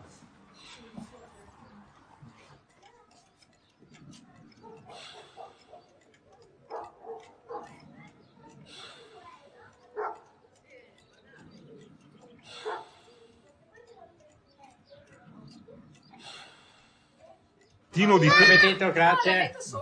Non l'ho mangiato. Vedi ad esempio Pausania e il Verbentino. Te ne porti via un po' o no? Nils, perché abiti a Venezia e ti piace tanto Venezia? Perché io abito perché ho lavorato nell'ospedale San Camillo per 10 anni e per essere il suo papà era il mio capo.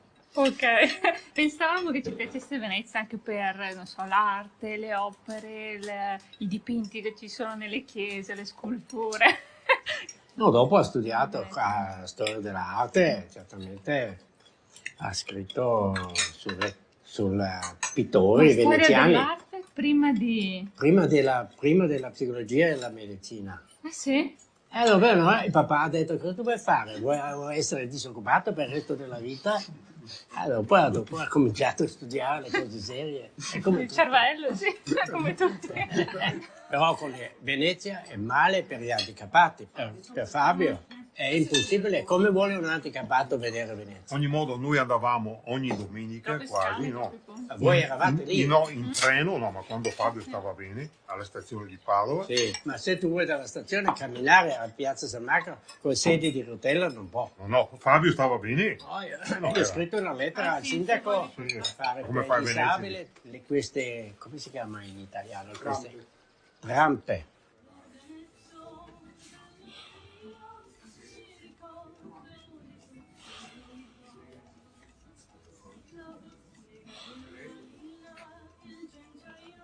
Caterina, la mère de Fabio, communique avec son fils autrement, me dit-elle. Elle guette les signes qu'il lui envoie d'imperceptibles mouvements. Est-elle la seule à les voir? Fabio, tutto a posto?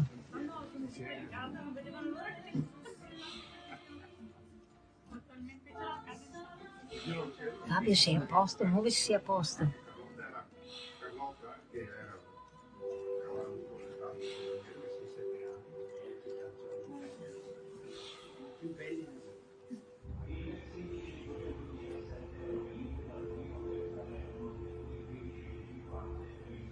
Etwas zu denken oder es wirklich zu tun, ist für das erwachsene Gehirn fast dasselbe.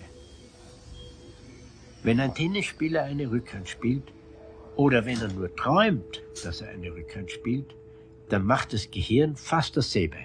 Das wurde mehr oder weniger durch Zufall entdeckt. Mein Freund, der Professor Rizzolatti, hat die Gehirnaktivität eines Affen gemessen, während der Affe mit dem rechten Arm eine Bewegung ausgeführt hat. Der Affe bewegte seinen Arm, während er eine Banane aß. Plötzlich sah der Affe jemand im Labor ein Sandwich essen. Und auf einmal wurde das Gehirn des Affen so aktiv, als würde er selbst die Bewegung mit dem rechten Arm ausführen. So als werde er selbst der essende Mensch sein. Diese Entwicklung hat mir geholfen, die Gehirnmaschine, Schnittstellen, besser zu entwickeln.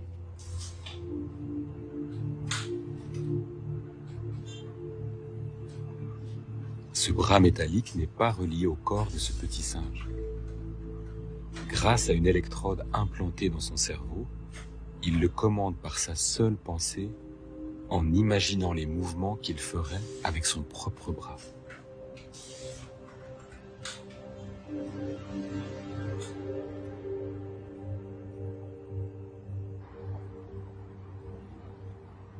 Dans ce train qui l'emmène à Piazzola sul Brenta, Nils s'apprête à confier à Valentina, la sœur de Fabio, les résultats qu'il a obtenus en Allemagne avec un autre de ses patients, Félix. Des résultats inédits, une première mondiale. Vor ein paar Wochen haben wir Felix 128 Elektroden ins Gehirn eingepflanzt. Zum ersten Mal, seit er vollständig gelähmt war, konnte er einen Satz buchstabieren, er konnte sozusagen sprechen. Noi dobbiamo trovare la cellula con cui lui parla, perché sono 128 cellule e stranamente lui parla solo con una elettrode ed è sempre questa una 20. Per scrivere questa parola lui ha avuto mezz'oretta. N? Sì? Io so prima adesso. He said, Bierbaumchen bedanken.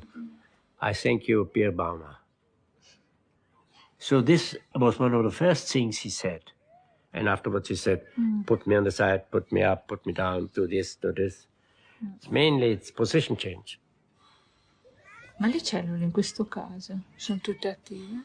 Perché Le cellule sono molto attive, tutti. Sono tutte attive normali anche con tranne lui. le cellule. I cellule Perché la non hanno malattia? sofferto zero. I cellule Ah, no, anche perché sono i neuroni. che i vengono neuroni degenerati. funzionano Ma perfettamente. nella malattia il moto viene meno perché sono i Questo è, motoneuroni. questo è il grande enigma. Tutti dicono, i cellule motori devono Sì. essere ridotte o Sì, distrutte. non funzionano, sì. Neanche uno è distrutto. Noi abbiamo impiantato questi 28 nel mano, sai? Sì. Qui, e funzionano.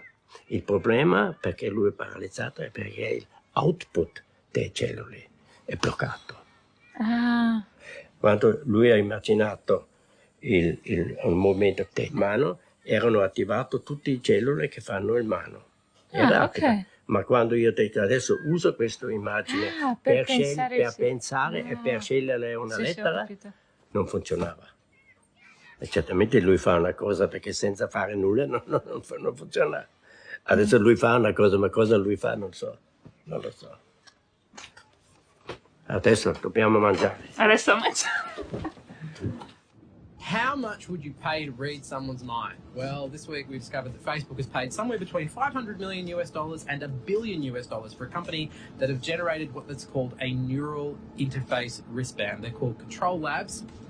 Can someone explain this to me, please? Facebook company announcing it's funding research on brain scanning devices that can pick up thoughts directly from your neurons and translate them into words. Scientists involved in the Facebook project have openly admitted that they cannot foresee or fix all of the ethical issues that could arise from such an unprecedented level of access.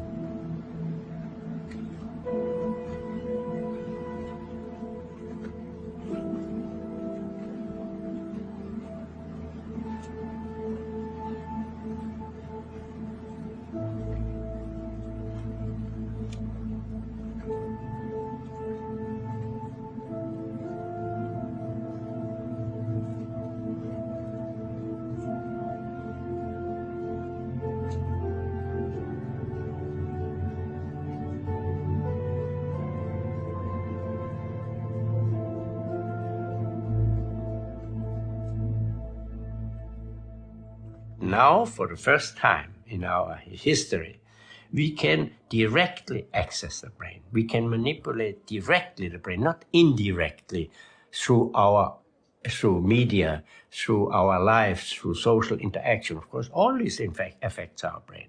But now we can avoid this indirect effects. We can direct effect. We can go to the brain area and say, this is the brain area who produces this behavior, this thought, and we stimulate it directly. What are we doing? Big companies try to develop brain stimulation techniques for the normal people, for the normal healthy citizen, which could open the door for endless, specific, direct manipulation of our behavior. You can have an electrode in the areas.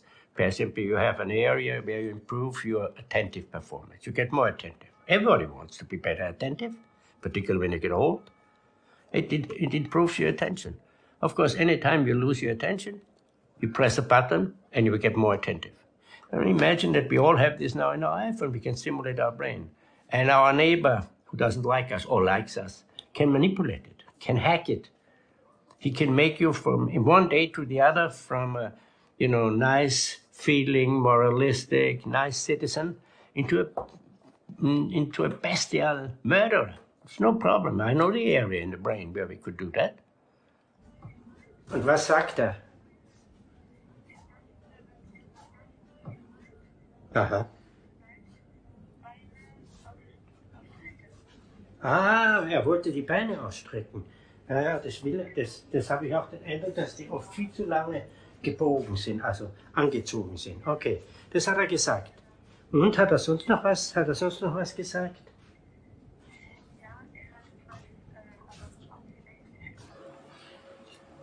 There was a session where I was with him, I think it was on 17th of September, and he said, turn on word recognition. And everybody was there, and because if he wants to talk with me, and he talks with me in English most of the time. So at that time we had turned off the functionality of the software where it was recognizing the word.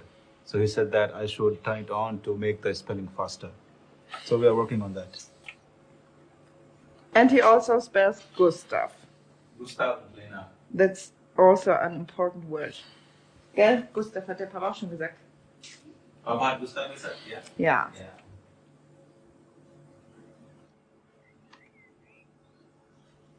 L'homme allongé dans le lit s'appelle Félix. C'est un jeune père. Pour s'adresser à Félix, Niels Birnbaumer respecte un protocole. Il formule ses questions plusieurs fois, positivement et négativement. Contrairement à Fabio, les questions qu'il lui pose sont ouvertes. Il n'en connaît pas les réponses à l'avance. Du freust dich, dass unsere Freunde aus Frankreich hier filmen. Ja. Du weißt, dass unsere Freunde aus Frankreich hier filmen. Ja. Es ist nicht gut, dass unsere Freunde aus Frankreich hier filmen. Nein. Ich freue mich am Leben. Ja. Ich freue mich nicht am Leben. Nein. Mir geht's gerade gut. Ja. Ich schlafe meist schlecht. Nein.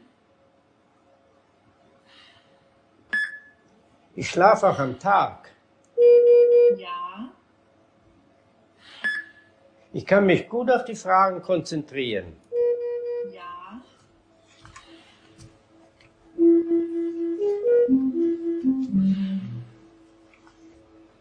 Neues Wort. Neues Wort. Ja. Der aktuelle Satz ist: Gustav, willst du mit mir bald Robin Hood anschauen? Gusti, hast du gehört, was der Papa gesagt hat? Gelb. Nein. Rot.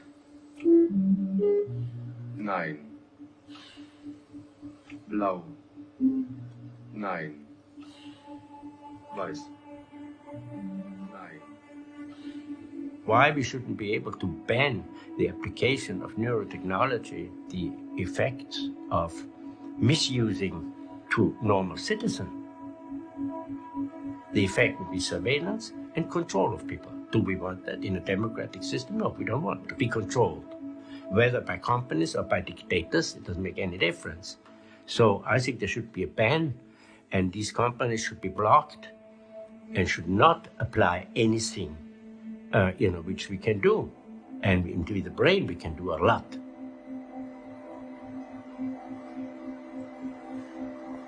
When I want you to go out here in 2 minutes, despite the fact that you want to talk to me, I know exactly where I could stimulate you. You would stand up. You cannot resist the stimulation. because the electric stimulation or magnetic stimulation is directly affecting the cells in the areas where you develop your volition. I can manipulate your volition. I can stimulate you that you jump out of the window. Should we leave this to the big companies to decide about that, whether we jump out of the window or not? Or should we leave it to our politicians? Brain stimulation and brain technologies, these effects will be probably even more devastating as the possible effects of atomic bombs.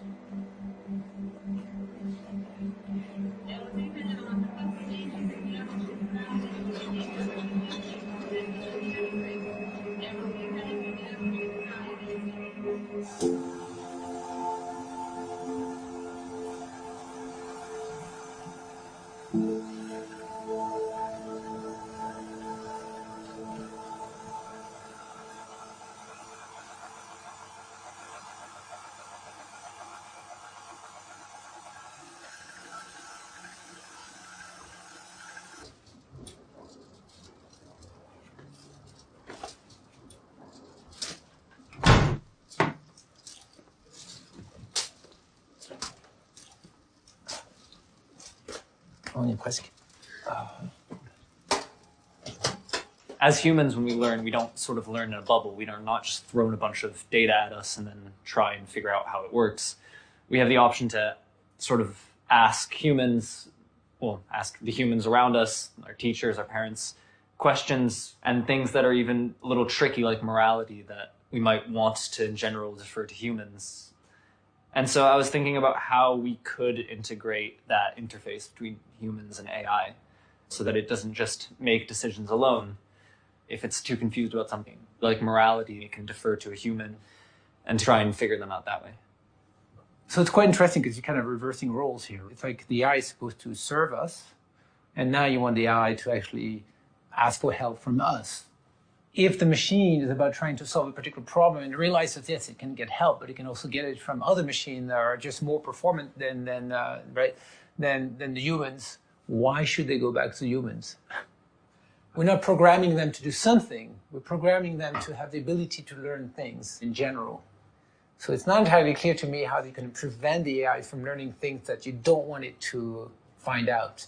It's trying to make sure that we're creating this AI to work for humans, and we don't just tell it, solve this problem. We tell it, solve this problem, keeping in mind that we want to solve this problem to better humanity, for example. And then hopefully it'll learn to do that rather than just solve the problem. Currently, we're not anywhere near that point, right, in AI. So we're kind of speculating. Nonetheless, it seems to me still illusory to think that you can get the system to learn amazing things, and yet we'll be able to constrain it in just the right way. Endowing them with this learning algorithm, I think it really opens a big Pandora box, and that we're going to have a hard time controlling that part.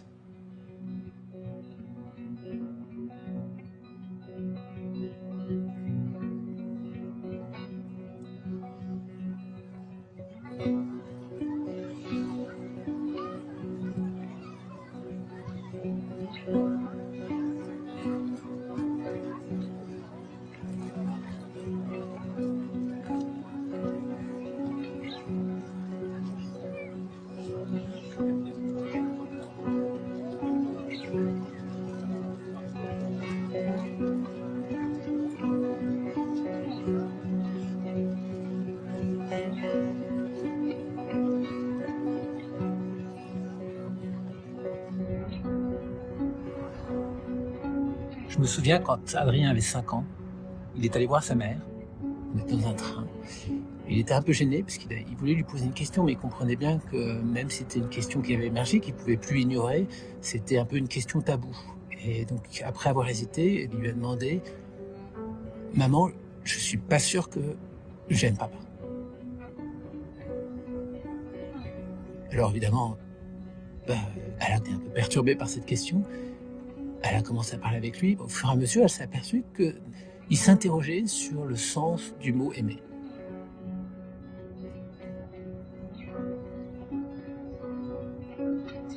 All right. Cheers. Have fun. Thanks. Yeah, have a good trip. Thanks, yeah. You too. Yeah, ciao.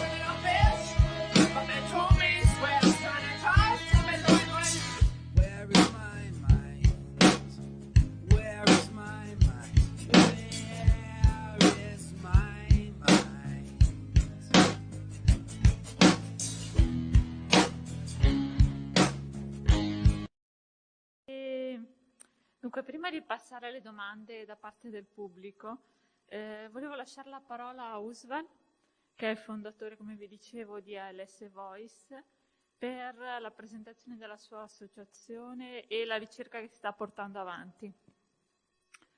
Ricordo anche per chi volesse poi che all'ingresso, appunto, per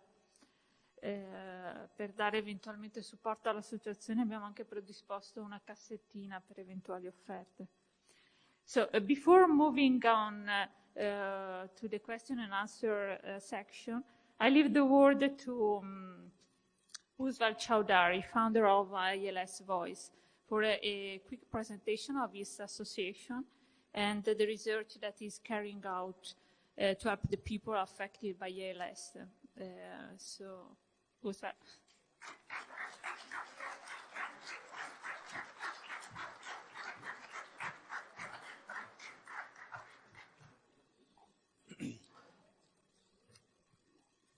I'm going to talk in Italian. Let's see how it is.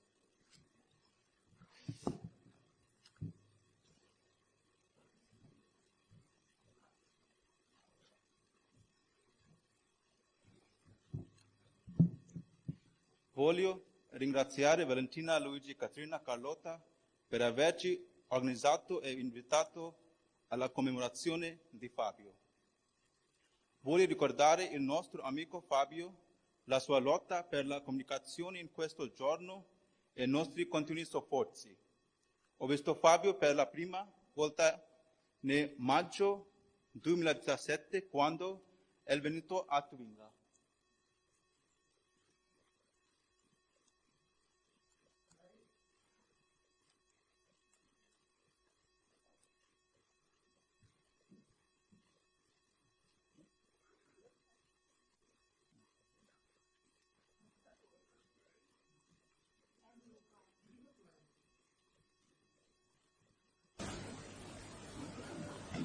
A Monza, vuoi stare più di una settimana?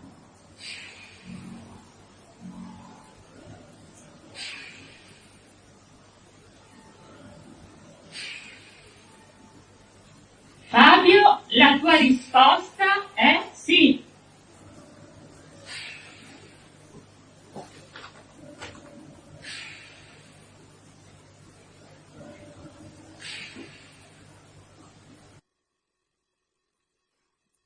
Questo è il video del maggio 2017 dove abbiamo tentato di comunicare con lui, cui abbiamo cercato di usare il suo segnale cerebrale per aiutarlo a comunicare con un successo limitato. Ascoltava una domanda e pensava alla sua risposta e il programma del computer diceva se la sua risposta era sì o no. La tecnologia di 5 anni fa non era completamente sviluppata, quindi non abbiamo avuto molto successo.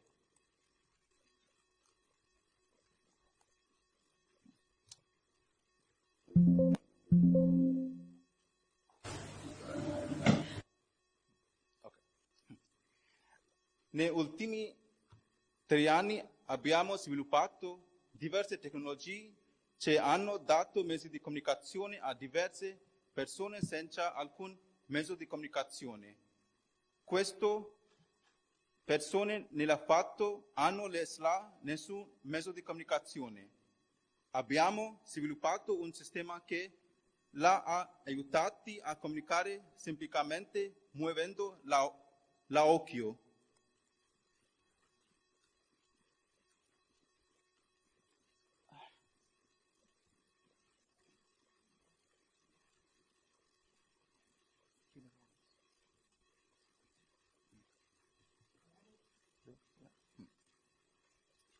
Qui usando solo il movimento. Der aktuelle Satz ist Degli occhi ha detto sono felice. I'm happy. Sektor 1.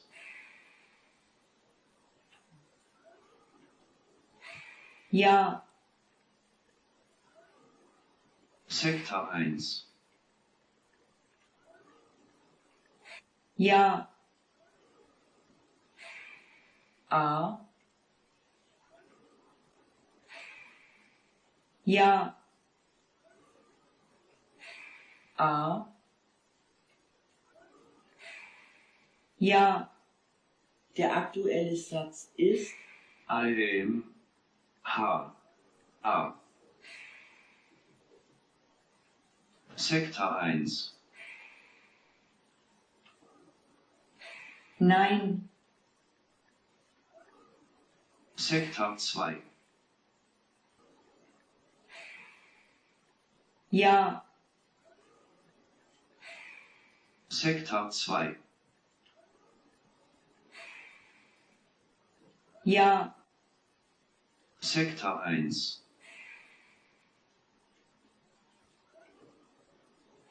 Nein.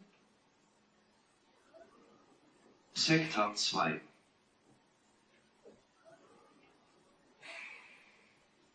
Nein. Sektor 3.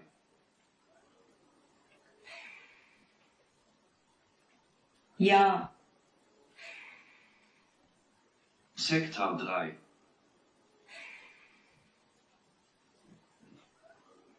Ja.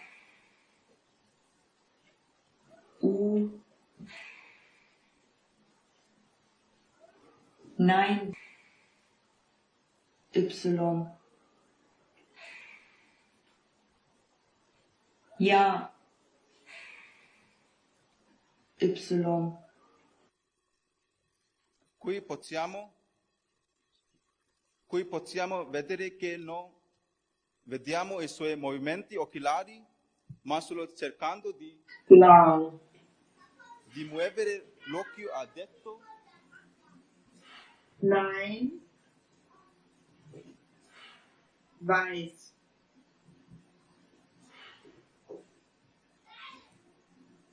Ja. Weiß.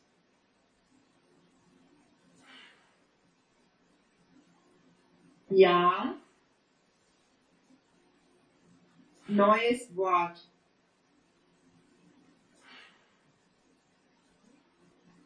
Ja.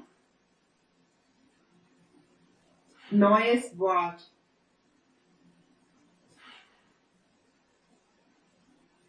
Ja. Der aktuelle Satz ist Wind.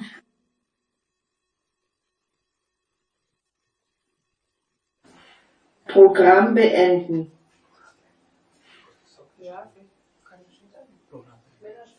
Ja. Programm beenden.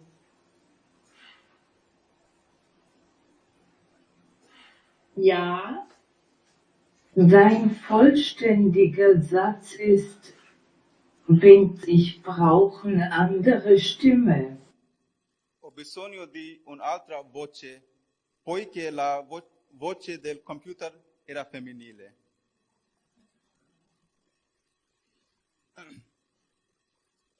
Per questa persona, dato Jetzt fangen an wir mit Freespeller. So, du kannst sagen, was du willst. Wir fangen an.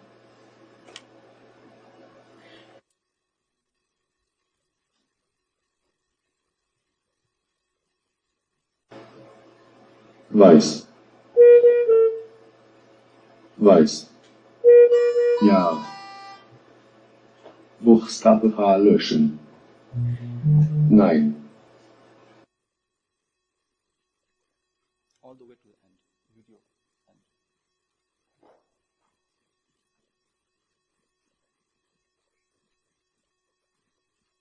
No, end of the video.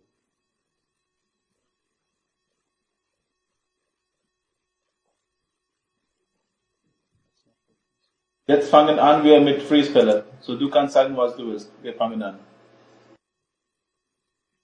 Ok, no problem. Ok, per questo, dato che stava perdendo il movimento degli occhi, abbiamo anche sviluppato un sistema che lo ha aiutato a comunicare solo usando il segnale delle sue cellule cerebrali. Abbiamo messo elettrodi nel suo cervello e sta usando l'attività delle sue cellule cerebrali per aumentare e diminuire la frequenza del suono, per selezionare e criteri per formare parole e frasi. Andando avanti attraverso les voice, vogliamo fornire un mezzo di comunicazione a persone che non ne hanno.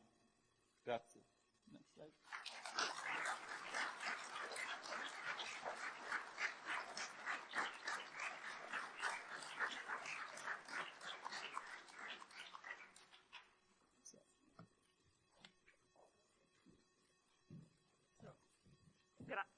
Grazie Nils, e ci scusiamo per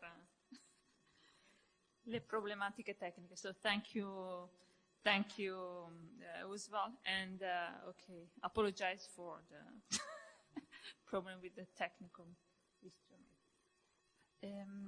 Ok, so I think dunque siamo alla fine dell'evento. We are at the end of the event, so I think now we have the question and answer section. Dunque abbiamo la sessione di domande, se ci sono da parte del pubblico, volentieri. Non siate timidi. Non so se riusciremo a rispondere tutti in italiano, considerando che... Anche se devo dire che il livello di italiano di Natsue e Usval è quasi migliore di qualche nostro connazionale. So it's very, very nice, your level of Italian, so really great process. Domande? Oh, okay, there is one.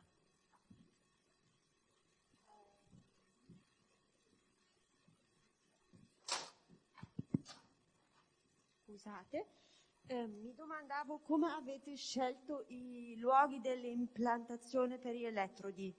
How did you choose the place where you implant electrodes? What are the considerations for the areas and...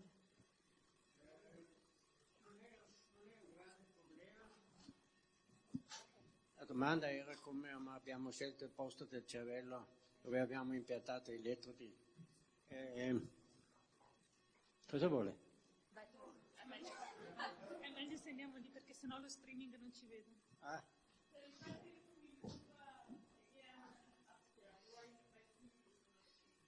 Gli elettrodi tu devi scegliere un posto del cervello dove pensiamo tanto, diciamo. Però il nostro cervello è organizzato in un modo abbastanza non specifico, vuol dire non è molto importante dove le elettrodi sono. Certamente le aree che non sono sensorio, per esempio visivo, motorio, uditivo, queste sono aree che sono non ottime per pensare. Tu pensi nelle aree del cervello dove non sono altre cose specifiche. Adesso, in questo caso di questo paziente che Usval ha descritto, era nel film, abbiamo impiantato in un'area che si chiama Supplementary Motor Area, che è un'area che assiste i movimenti, però nello stesso tempo è un'area che è importante per pensare dei movimenti, per pensare tante cose che hanno relazione con il comportamento generale. Ma in generale io non penso che è molto importante. Noi pensiamo con tutto il cervello, non solo con un parte. Adesso sono grandi discussioni, che area è meglio, che area non è meglio. Io non credo che questa discussione è molto importante.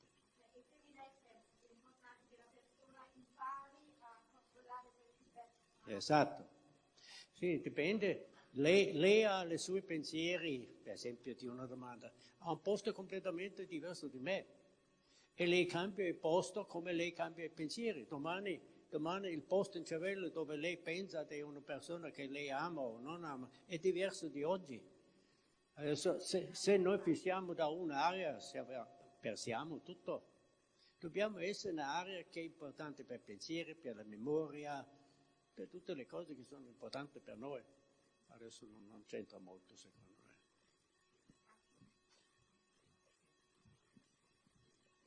Ok, altre domande? Stefano?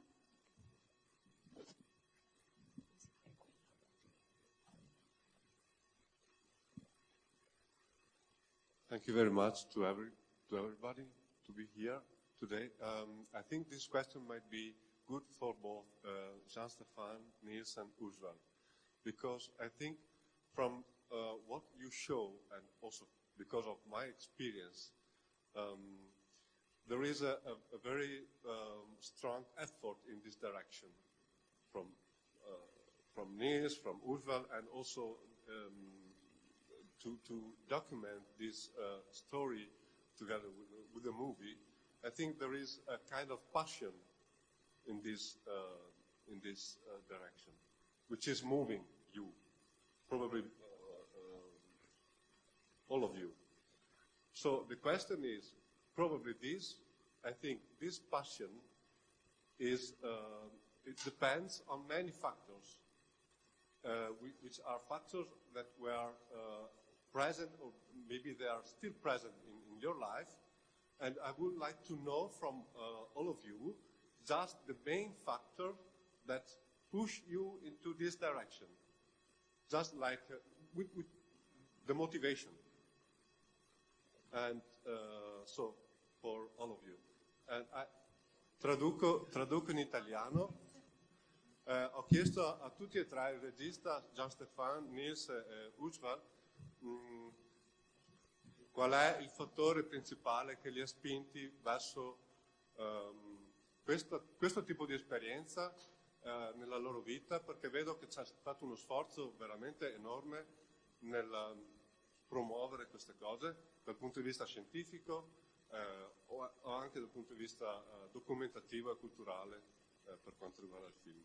Quindi la domanda è rivolta a tutti e tre.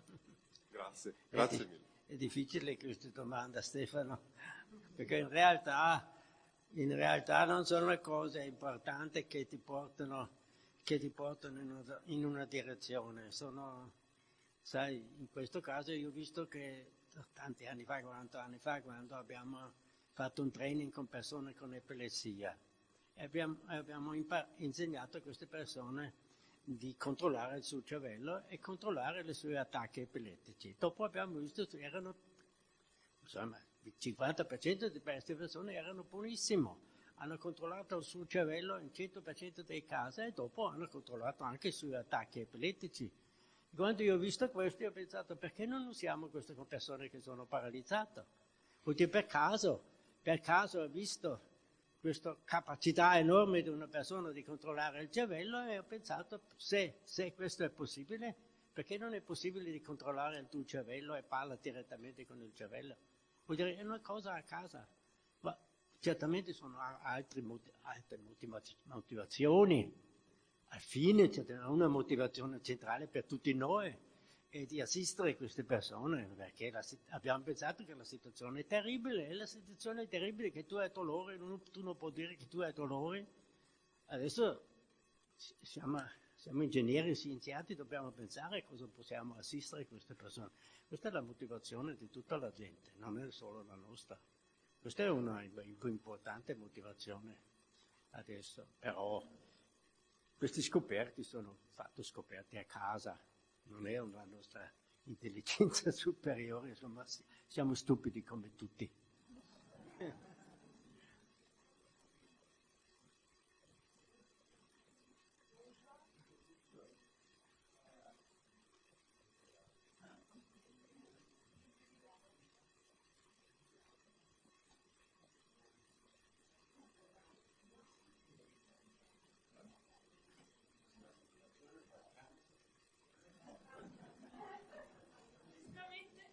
Ci ricorda che adesso siamo tutti motivati verso il pranzo. E non so se ci sono altre domande. Domande? Sì, la signora. Una domanda, volevo dire che intanto grazie di questo meeting a tutti voi, molto interessante. E volevo dire che io conoscevo la storia di Fabio tramite Stefano Silvoni, che lavora in questo gruppo di ricerca. Io insegno bioingegneria e Stefano viene ogni anno a fare una lezione presentando questo tipo di ricerca agli studenti e come segno molto positivo credo l'interesse e il fascino che hanno gli studenti verso questo tipo di ricerca è veramente molto, tant'è che Stefano viene richiesto, tutti gli studenti vogliono fare la tesi su questi argomenti. E credo che questo sia un auspicio importante per continuare questa ricerca con questi giovani studiosi e credo che sia un bel segno, insomma.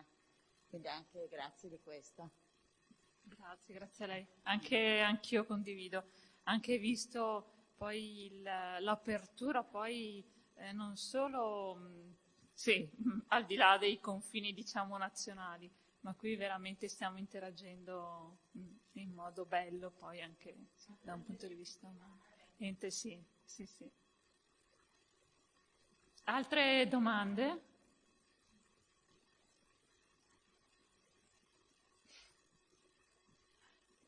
Bene, non vedo altre domande, dunque chiuderei qui l'evento e grazie a tutti della presenza. Thank you. E un ringraziamento speciale anche a Natsue che ci sta seguendo. Hi Natsue, thank you. Thank you very much. Grazie mille. Thank you Natsue.